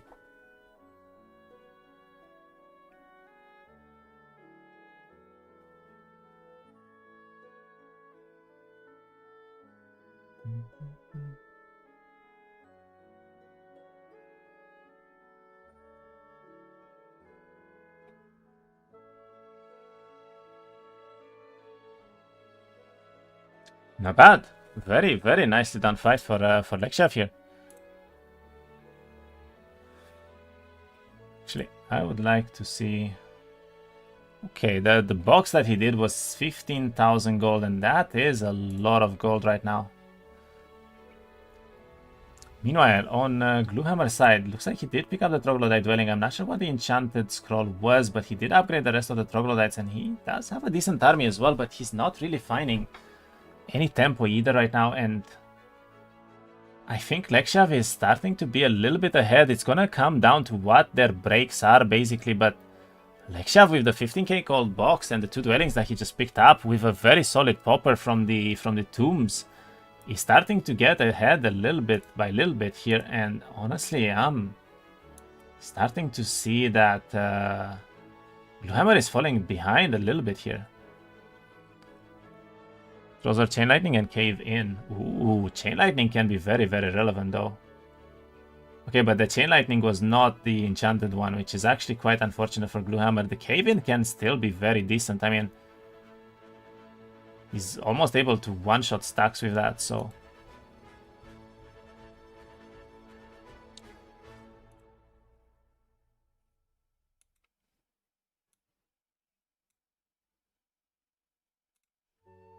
Meanwhile, on the side of Lexiav, what will he do next here? Let's find out.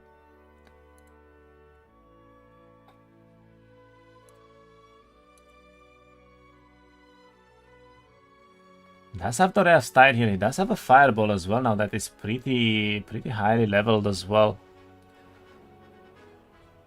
Why does Lexiav not have any parasites? I'm alarmed. I mean, he still has 50, but he's using them as 1 stacks consistently, which means every single fight that he does, he will probably lose a couple of these parasites.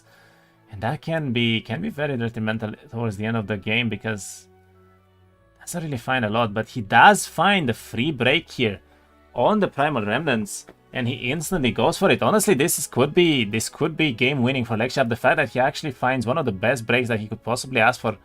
As Hive here, no shooters, nothing that is very fast, nothing that is very dangerous, so very decent find for him, and he's gonna be able to fireball 3 stacks immediately. He's gonna be able to probably summon one of the eggs here as well, which will make this even easier, so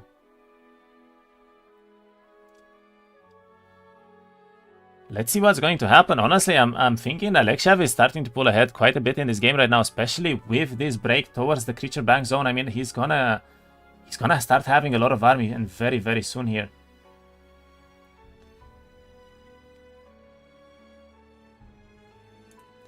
Meanwhile, however, Gluhammer at the very same time is doing the unicorn fight, so he does not want to give Lexiav a free win here, and he is going to push through and try to make something happen. Why did Lexiav prefer upgraded parasites to locusts? Because the upgraded locusts don't give that much. It's only parry, but you don't really play around parry for Hive. The upgraded parasites, however, give a lot more initiative and speed, and they allow you to hit a little bit earlier with them, which is very relevant.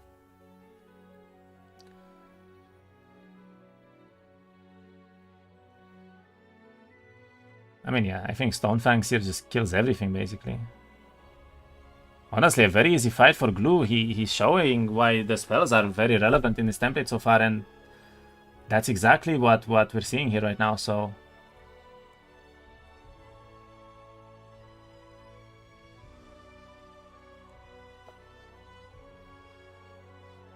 I guess Lightning Bolt's one. Magic Arrow's the... Doesn't even Magic Arrow, he's just gonna take a hit with the Troglodytes here and that's it.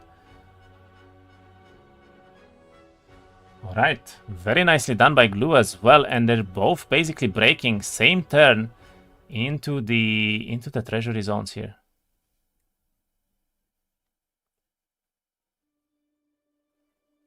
I gotta say though, Gluhammer is not going to have something very important, which is a good break to his secondary zone, because the other one is going to be Concubine, and Concubine can be quite deadly.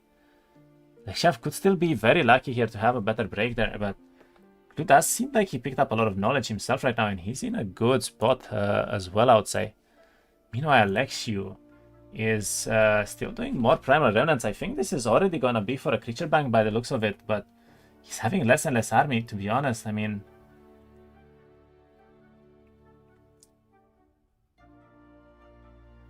grabs the Detonate here, and this looks quite easily done still.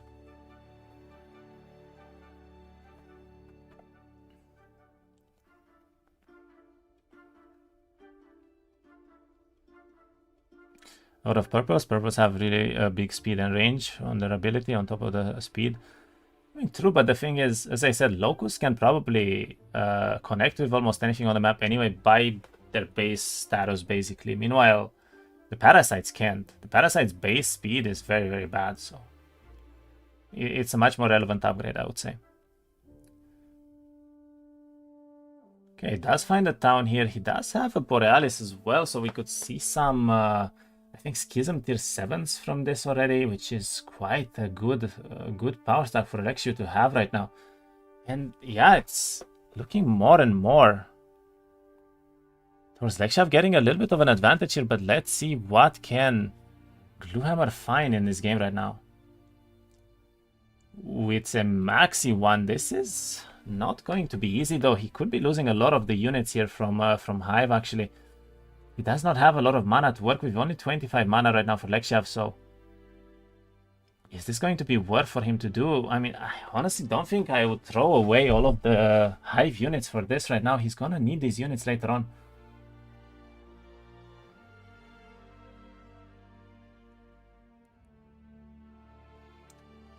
Is he alive here, honestly? He positioned badly. Wait, did he position badly? I mean, I don't think he dies, but he's gonna lose so much.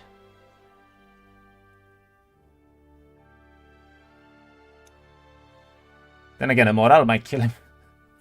Wait. Please don't tell me that we're gonna see both opponents dying to one morale. Oh yeah, a lot of locusts are gonna die here. Oh, wait, they go first. That's actually big.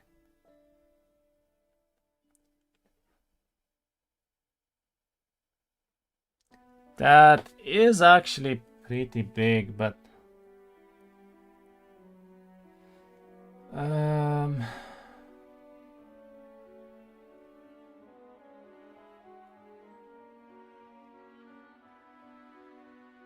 okay, minus 20 locusts immediately here. There's still 3 stacks of these guys, but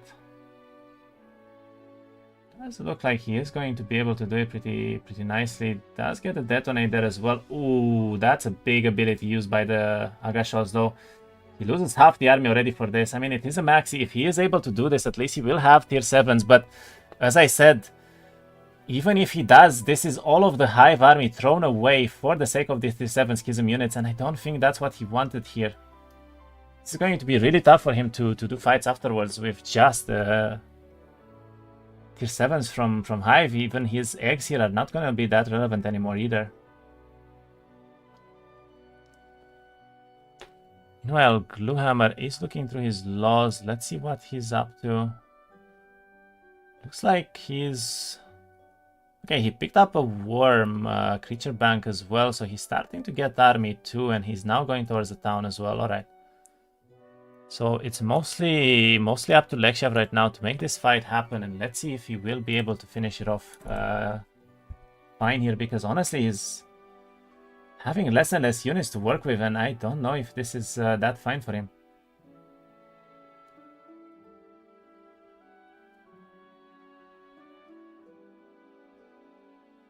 $35 locusts left. He will have to probably take a hit here as well.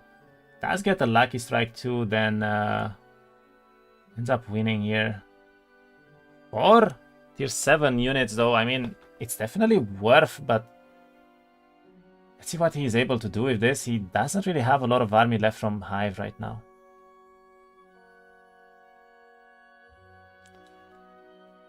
It is also going to come down to whichever opponent is going to have more army from his main towns as well, because it can be quite relevant to have all of the creature banks here, but it's also very relevant to have a huge army from your towns. On top of that, there are 4 main biome towns here, which can lead to some really crazy armies on 1-to-1, which we will guarantee to see, because neither of them are in the desert to pop that Hellite Arena yet, so... Helltide Arena, sorry.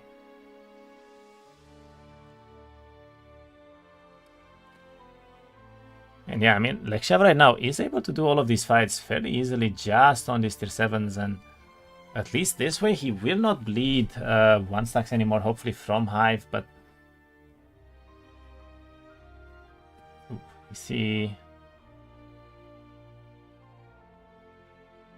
Does he want to do a Vori Ruin? I mean, a Maxi Vori Ruin...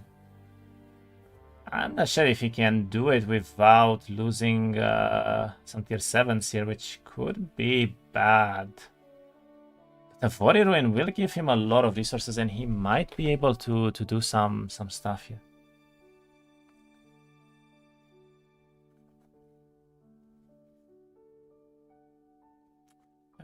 He does get cursed on the Locust, and that's pretty bad.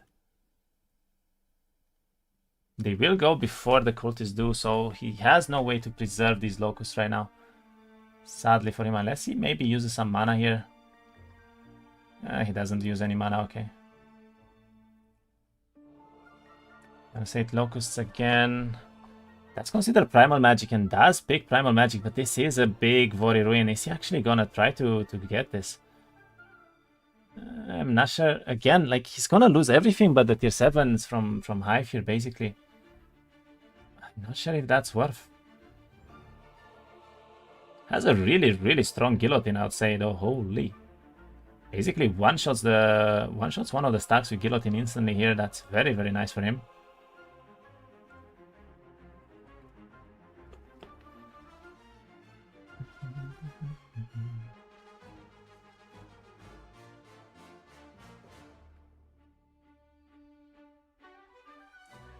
Okay, that is all of the locusts dead. But as long as he doesn't lose any of the tier 7s here, I think that is okay. He's using a lot of the mana though, however, for this.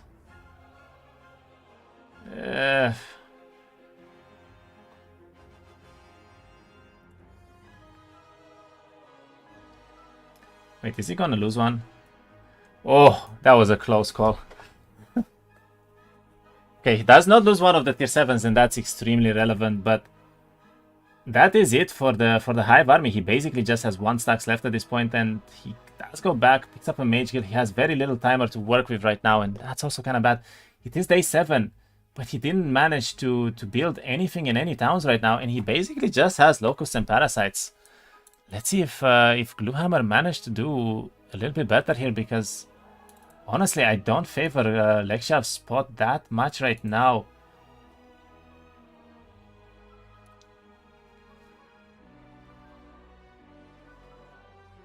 Season 7 immunity magic damage. This might be relevant. In a way, yes, but in another way, not really, because you're gonna get to so many units here that they might just get one-shotted by melee.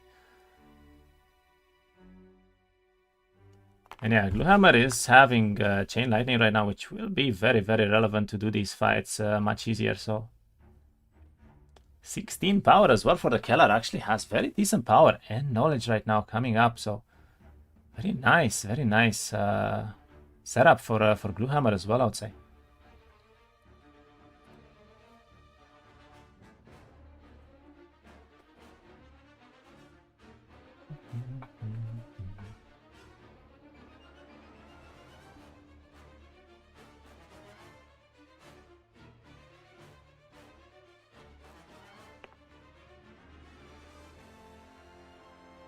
Yeah, both of them are basically just playing full spells, spellcasting right now, and looks like Lexiav is doing the exact same thing as Glu is right now, which is he's pushing up.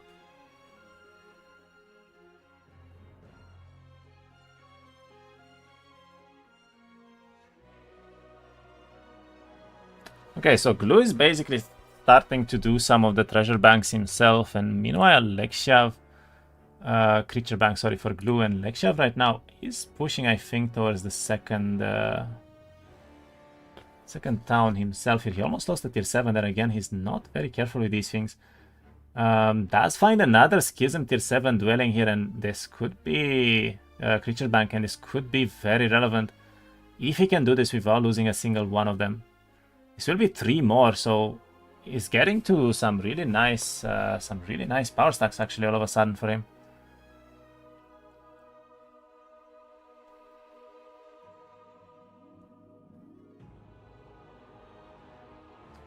I mean, at this point, he's gonna basically summon the base one every time with one. Yeah, but they still do so much damage with the detonations there. Right, nicely done by Lexiav. He does pick this up without any losses, really. He will get Expert Sorcery now as well.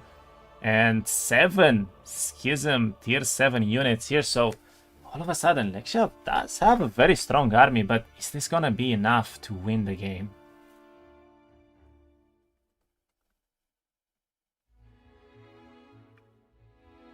He was considering the apotheosis there, but I think he realizes that he cannot really do anything about so.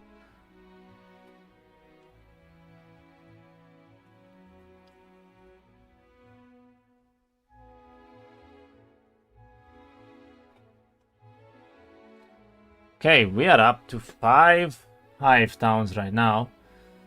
I wouldn't mind seeing these opponents right now maybe going into potentially building out their main towns and trying to get recruitment with relocation here, because that could actually be very relevant later on if they have to pick up all of the towns very quickly. Both sides on Schism banks and Glu have mix. I'm not sure if it's random, I think. It might be, but I'm not sure.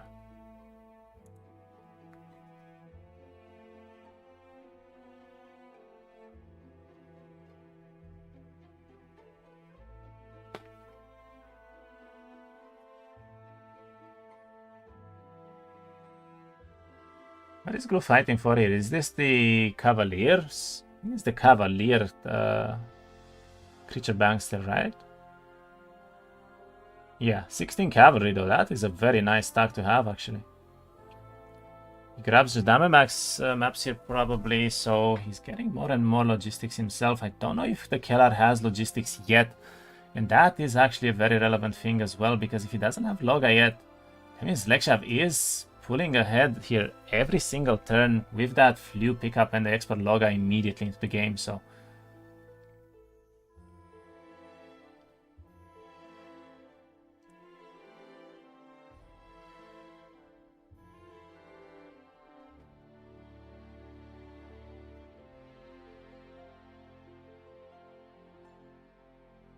He's one off from the Spell Power subclass. Ooh. Okay, that could be a game changer actually. Wait. If Gluhammer picks up the Spell Power subclass, that could be a massive game changer, because he has a Chain Lightning that is going to one-shot everything from the enemy side. But the most important part is, even if Lexiav has a big Schism stack there, he gets Morale done, by the way, and that's a pretty big hit on his troglodytes, and he loses basically all of them. But I was about to say, if he does find summons could very easily win the game here for Gluhammer. Quite unfortunate that he got hit from the Minos there. Loga should be offered at the same levels for both players. I mean, the thing is, logistics is supposed to be more towards a might hero right now. So Gluhammer is playing the mage, so he's not really like likely to get this Loga level up, and he skips Armorer as well. He's going all in on the subclass, I guess. That is a very risky play from Gluhammer to do though. If he doesn't get the subclass, he's going to be down maybe 1 or even 2 bad skills here, and you gotta remember, in order to get this, you also need to get these skills to expert, which is not actually that easy, but on dungeon, you do have the free level ups, which might be exactly what Glu is considering doing here. I mean, he could get 5 free level ups here, and that is massive if he can think of this in time.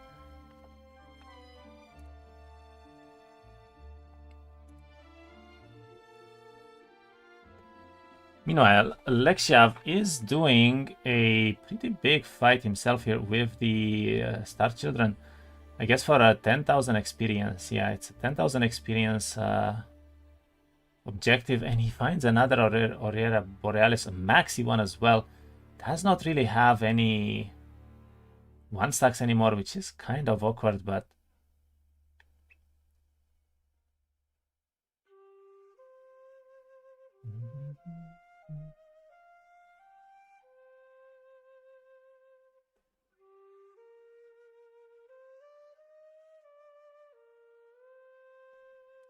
okay, another 4 coming up. I mean, Lexiav is really having a strong army by this point, though.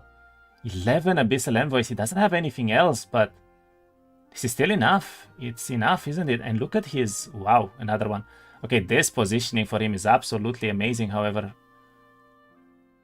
This is getting quite crazy here by now. He's gonna have close to 15 of them.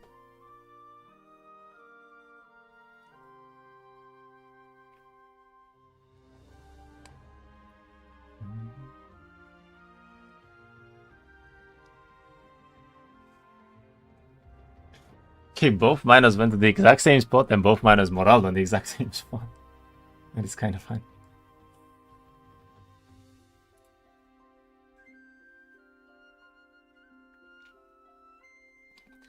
And yeah, we actually see 15 Schism tier 7s here coming for Lexiav on early week 2.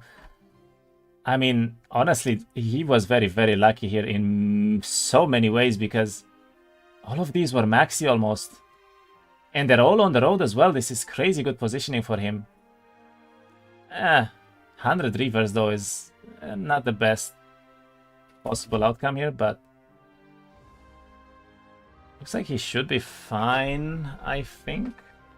Let's get an early start, so he will have initiative. Does have a lot of mana as well, so he can pretty easily do this with mana only, I suppose. And yeah, it looks like he's gonna be fine. It's a detonator as well, and as long as they don't morale, it's pretty much a free fight now.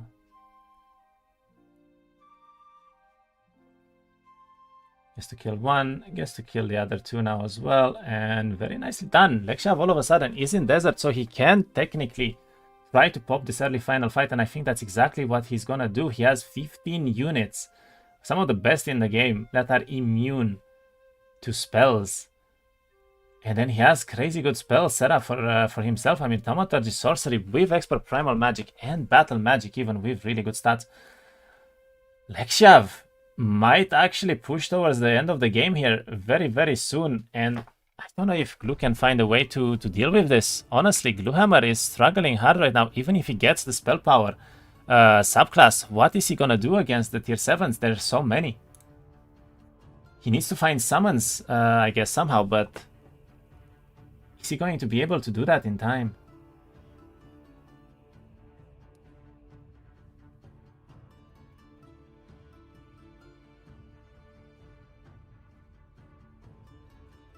So I gotta note one thing. Lexiav is heavily ahead in astrology. He has almost 12k astrology per day. Gluhammer is only at 6,700 right now, and that is a massive difference. Basically means Lexiav will have fully upgraded control. Probably twice as fast as Gluhammer right now. And yeah, I mean, the stats are better. The army is better. Looks like Lexiav is pulling ahead quite a bit here. Let's see if Gluhammer can find a way to bring this game back. It's getting really, really difficult for him.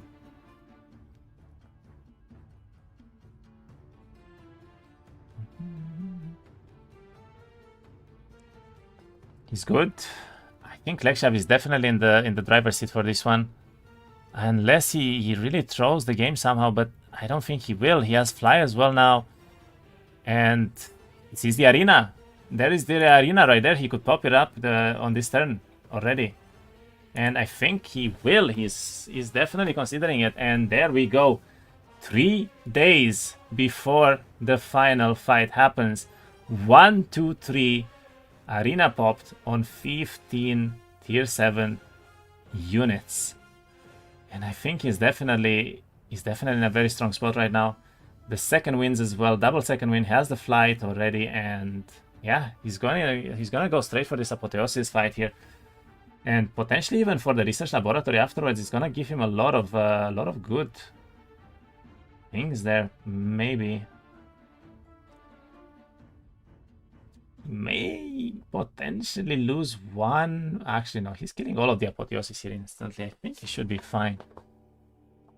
Yeah, he is definitely fine. He's so strong at this point.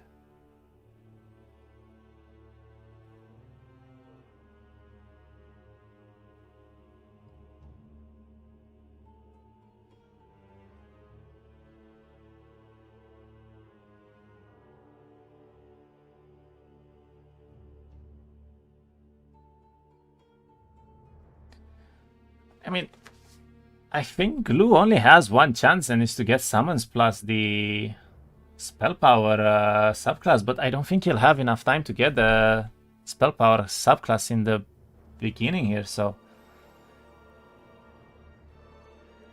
Exact balance Lexiav matchup exactly good versus Glue spells. Yeah, I mean, as I said, he did get quite lucky here, and he gets a 4 all stat box, which is absolutely fantastic for him right now. Look at those stats. He almost has 30 all here coming up. This is a fairly big fight here with 80 Dread Knights, but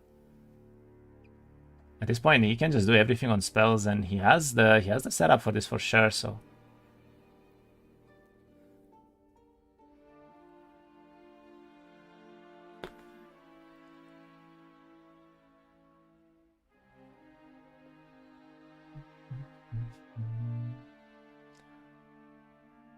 it's the most surprising round for the Alvari Cup so far. Plot twists are everywhere. I wish Glue get his Amethyst hair, yet Lexiav is my favorite. Temple Dominion. Yeah, honestly, Temple, like Lexiav went for a very risky pick in that second game, and somehow it ended up winning him the game even. So very, very interesting so far. I mean, he has a level 4 guillotine. I think that's what you use every time, right? Maybe with an early start. Actually, he could chain lightning there as well, even, but he has this. Yeah, should be fine.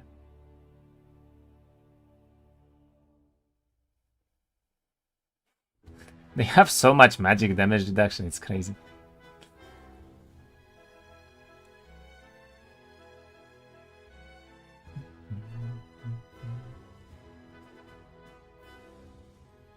Okay, manages to kill one with the guillotine, and I think from here it's probably not gonna lose one, right? Yeah.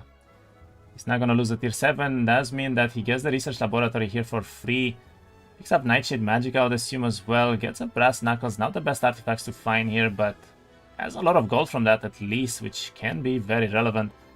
And that is an advanced Nightshade immediately, -1 levels as well, and he finds a Spellbinder's Hat, which is just incredible for him. I mean, that is one of the best artifacts that he could find. He has a lot of casting right now, and with all tier 5 spells, it's just going to skyrocket him in the game. Wow. Okay, Lexiav is in a fantastic spot. I don't know if Glue can find any ways here to come back into the game.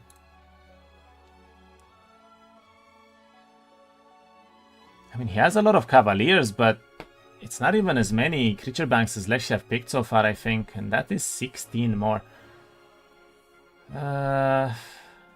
Decent stats as well. 48 Cavs right now, but is that gonna be enough?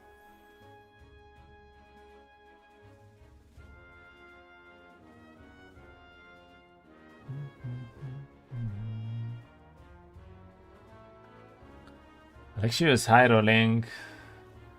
don't know. Honestly, I don't know a lot about this template myself, but I don't think this is even high rolling as much as maybe getting the lucky creature banks. But he did play this really well, right? Like his timings were very, very good to go into the treasure zones. His hero pick was good.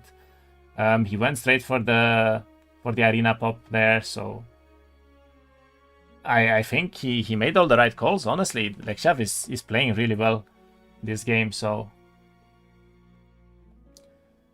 And yeah, I think Gluhammer, what is he missing from the spell power? 3 days until battle, by the way, so that's a pretty easy break here, but do you even care about the desert at this point? I think he would benefit more from trying to get more creature banks. He needs army and spells right now. The shamanic stuff with no guard was a lucky one. Yeah, in all fairness, those pickups were very lucky for him from the tombs there. That was definitely making the game a lot easier for him.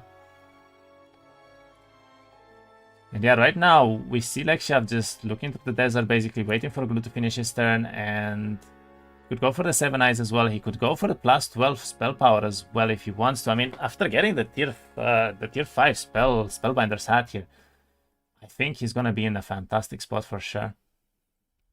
Could balance the template more, one side having tier 7 boxes on both side zones and the other mixed factions tier 5, tier 6.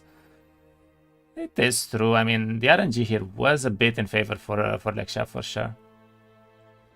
With the schism tier 7s into like a mage, I guess. Meanwhile, Gluhammer is also breaking now into the desert zone here. He does have, I believe, Rewind Life from what I've seen just now. He did use it on the calf, so there might be some space to work with. But does he even realize that he only has 2 days until the final battle here? I'm honestly not sure if he did. He's building labyrinth everywhere. I don't think he even knows. Did he even realize that Helllight, the Helltide Arena was popped here?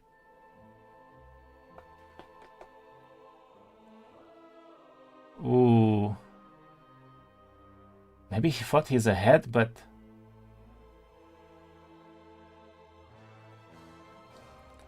I don't think he realized.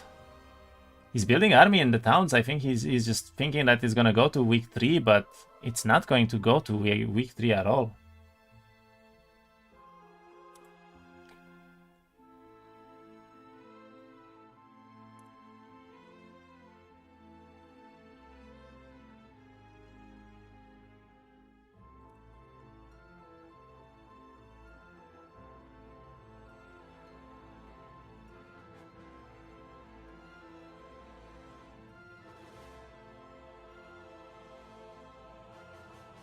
Okay, I believe he probably noticed just now because he chose to not go into desert anymore. And I'm not exactly sure what his plan is right now, but he doesn't have a lot of mana to work with, which could be kind of bad for him.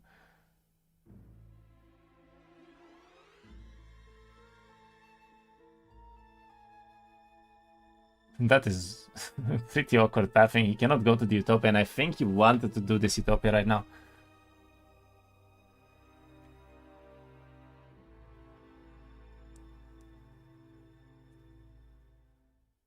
Okay, he does have 2 second wins as well. And I guess he's just gonna try to pick up these objectives and probably will have to go as aggressive as possible towards the opponent with the calves here, I'm guessing, but Rewind's life. Did get the well before this, so he does have full mana right now, which is a very good play from him. And that is the last level up. He gets logistics finally, but that is not what he wanted to see right now. He needed the spell power subclass and he did not get it, I believe, so looking rather rough for Glu right now. This is I don't know if he has any ways to deal with the schisms tier 7s from Lexiav here.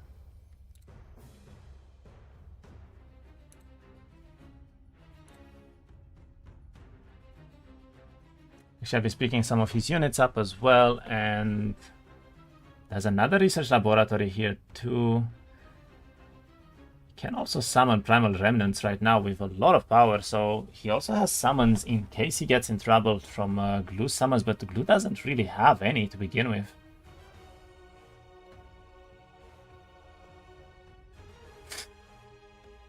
Okay, he used the Naira's Kiss and I don't think he did anything because of the damage reduction. That is quite funny. I mean, okay, it's doing a little bit. It hit like 5 times and it didn't even kill half of it. All right. Lexiav does another research laboratory here. Picks up Drums of War. I mean, if he had a lot of units from Hive, this would be a lot relevant right now. But Drums technically one of the best items in the game. However, in this scenario, they don't really do anything because he's mainly playing on the tier 7s unit. So.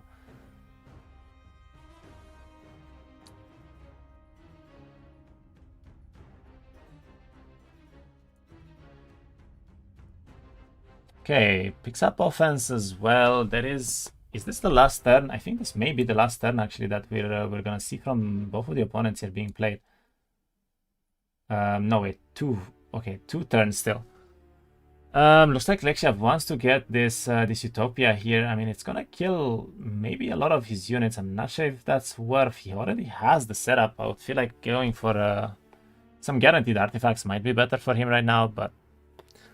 What a wonderful game Olden Era is. I really enjoy both playing and watching it, which haven't happened to me for a long time. Ah, very nice to hear. Und Olden Era. I'm glad you're enjoying it. Alright, we see a Utopia coming up from Lexiav as well. This could be quite relevant in terms of stats for him.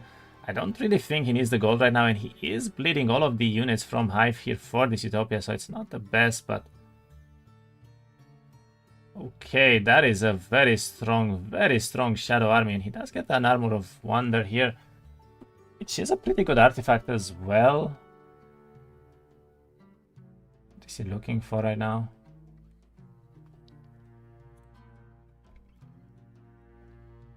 Oh, he actually built a level 4 Mage Guild. Wow. That is quite something.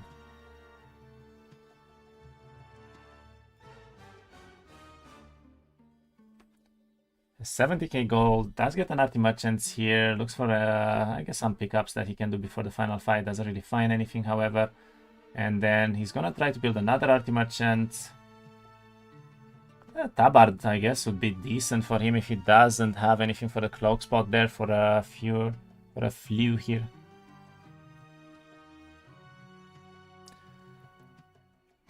And yeah, meanwhile, Gluhammer is trying his very best to set up here for the final fight, but his army is still just 15 worms, 48 cavaliers, which theoretically isn't that bad. I mean, if he could somehow find spells, maybe he would have a chance to go into this as well, but 1 turn until the final fight begins, and that is it.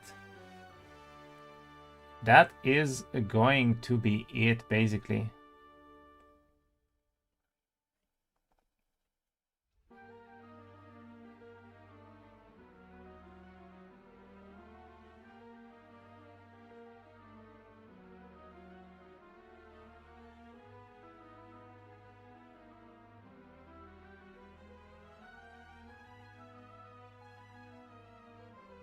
Honestly, I would not mind if Glue actually builds spells himself, because he could have gone into Primal Magic and then tried to get this this Primal Remnant here from the spells themselves.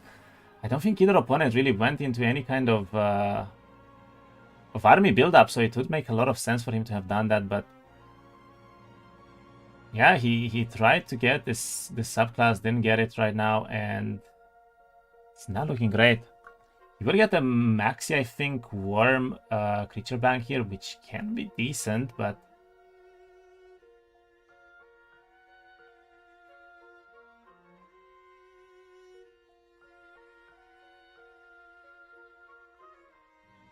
okay, that's the fight pretty well. Has a lightning bolt here available if he wants one, and yeah, it looks like this is a very easy fight in the end.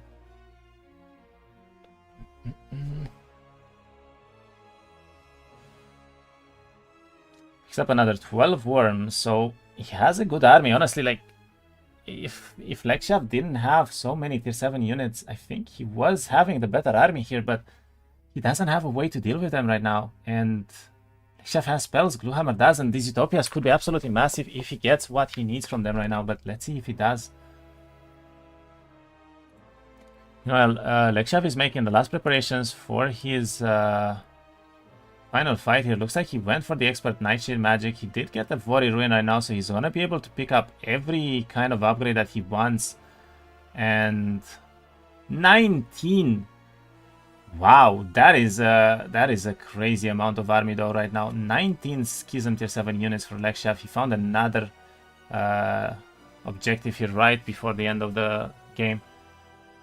And yeah, he's going to upgrade most of the artifacts probably. He does do a Utopia. I mean, this is a maxi. He will probably lose a few units, but looks to be quite fine. And let's see what will Glue get from his Utopia. This is very relevant right now. He does do the fight. We're losing just a couple of worms here, which can be decent. Picks up Arcane Magic. Was that the last one he needed? Does have a Soul Color Ring, does have a lot of spell power reduction actually, and looks like he is gonna try to go for the second Utopia right now.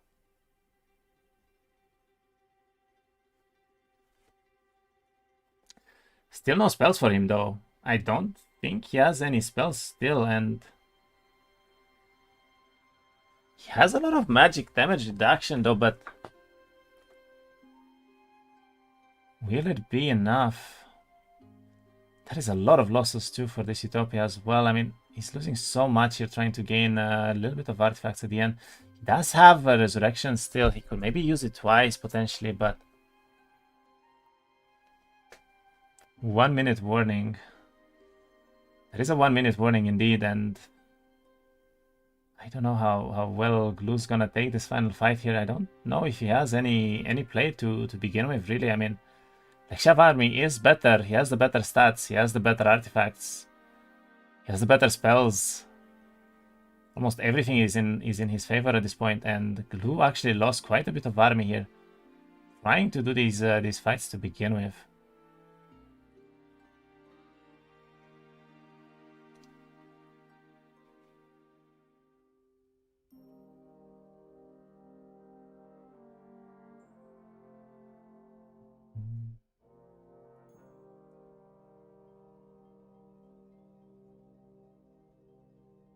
Okay, the best thing that he could do is probably try to wait it out and try to res the worms as well, but is he gonna be able to do that in time? Because the dragons will kinda just kill themselves hitting on the retaliations here.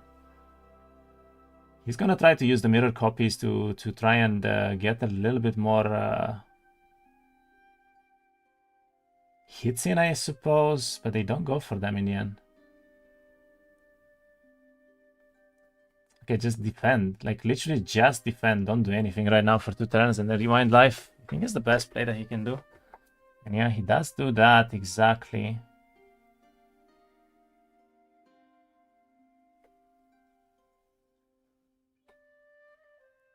Okay, he does get the rewind life off, so he's gonna get most of the worms back here, and this is looking decent for him.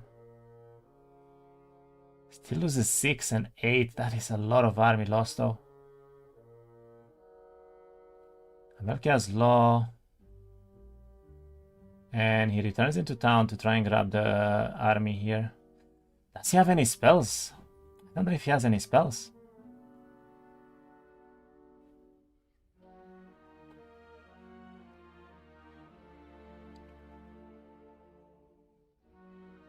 I mean, he has an Arcane Tome and that's it. I don't think Glue has any win con here. I mean, Lexiav has summons, he doesn't. You see Lexiav actually coming back from a 0 to 1 here and almost losing the second game to the AI himself, and Gluhammer is definitely in trouble. I mean, he's having a lot of magic damage resistance, and he also dropped the power from Lexiav to 21 only, but let's see if he has any plays here to make right now.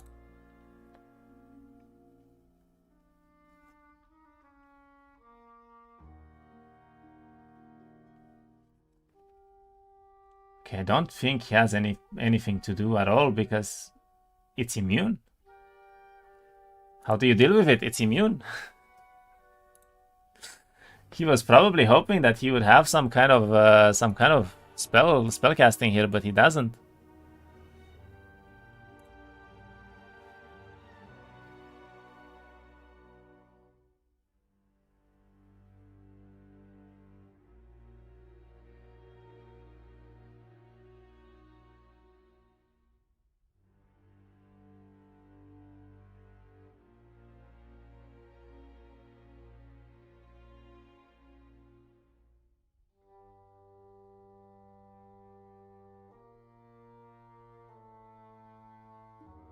Yeah, he has nothing. He has there's literally no spell in his book that is going to work here. I think he needed summons and that's it.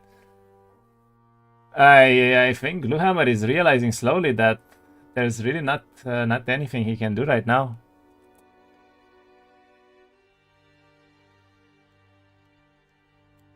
I mean, Lexiu, he just needs to summon once, right? He Armageddons into like a summon and then that's it. It's over.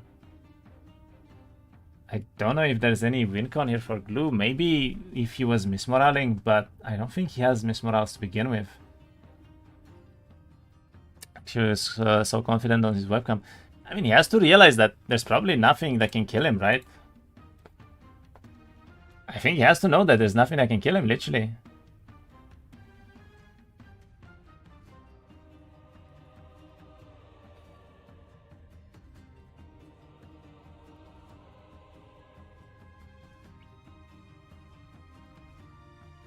I mean, the Cavaliers will go first.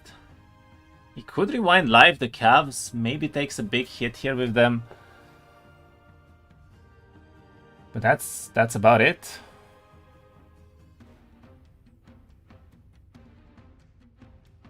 I also think Shadow Army was a very solid cast for Lexiav, but he didn't actually do it in time here.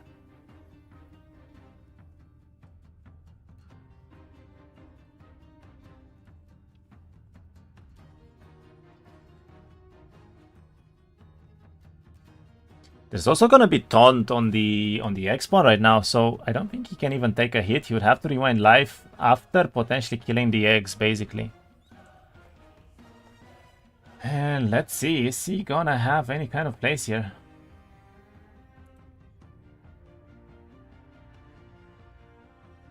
Oh, he still has a cast this turn, which is interesting.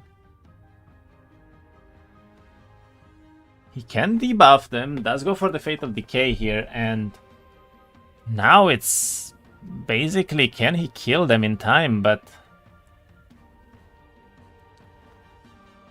he did not move the calves, actually. Why did he not move the calves here?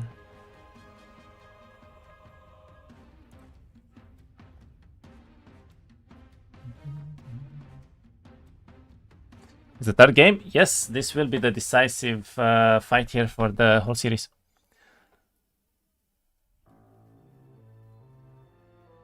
Okay, goes for Stone Fangs, I think that was. Kills all the 1 stacks. And yeah, follows it up with an Armageddon. He's immune to the Armageddon. And that's basically it, no?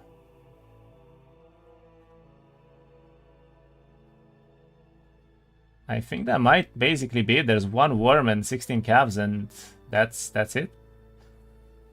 Lexiav takes the game here. Wow.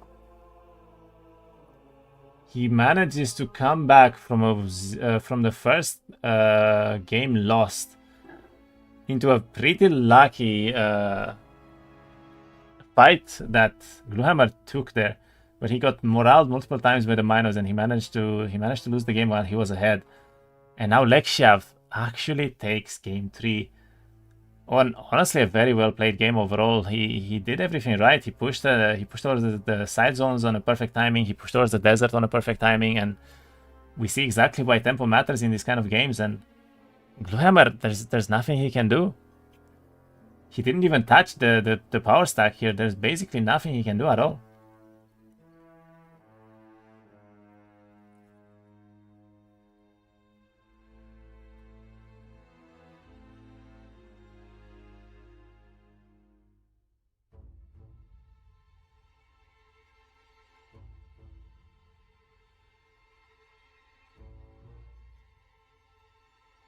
All right.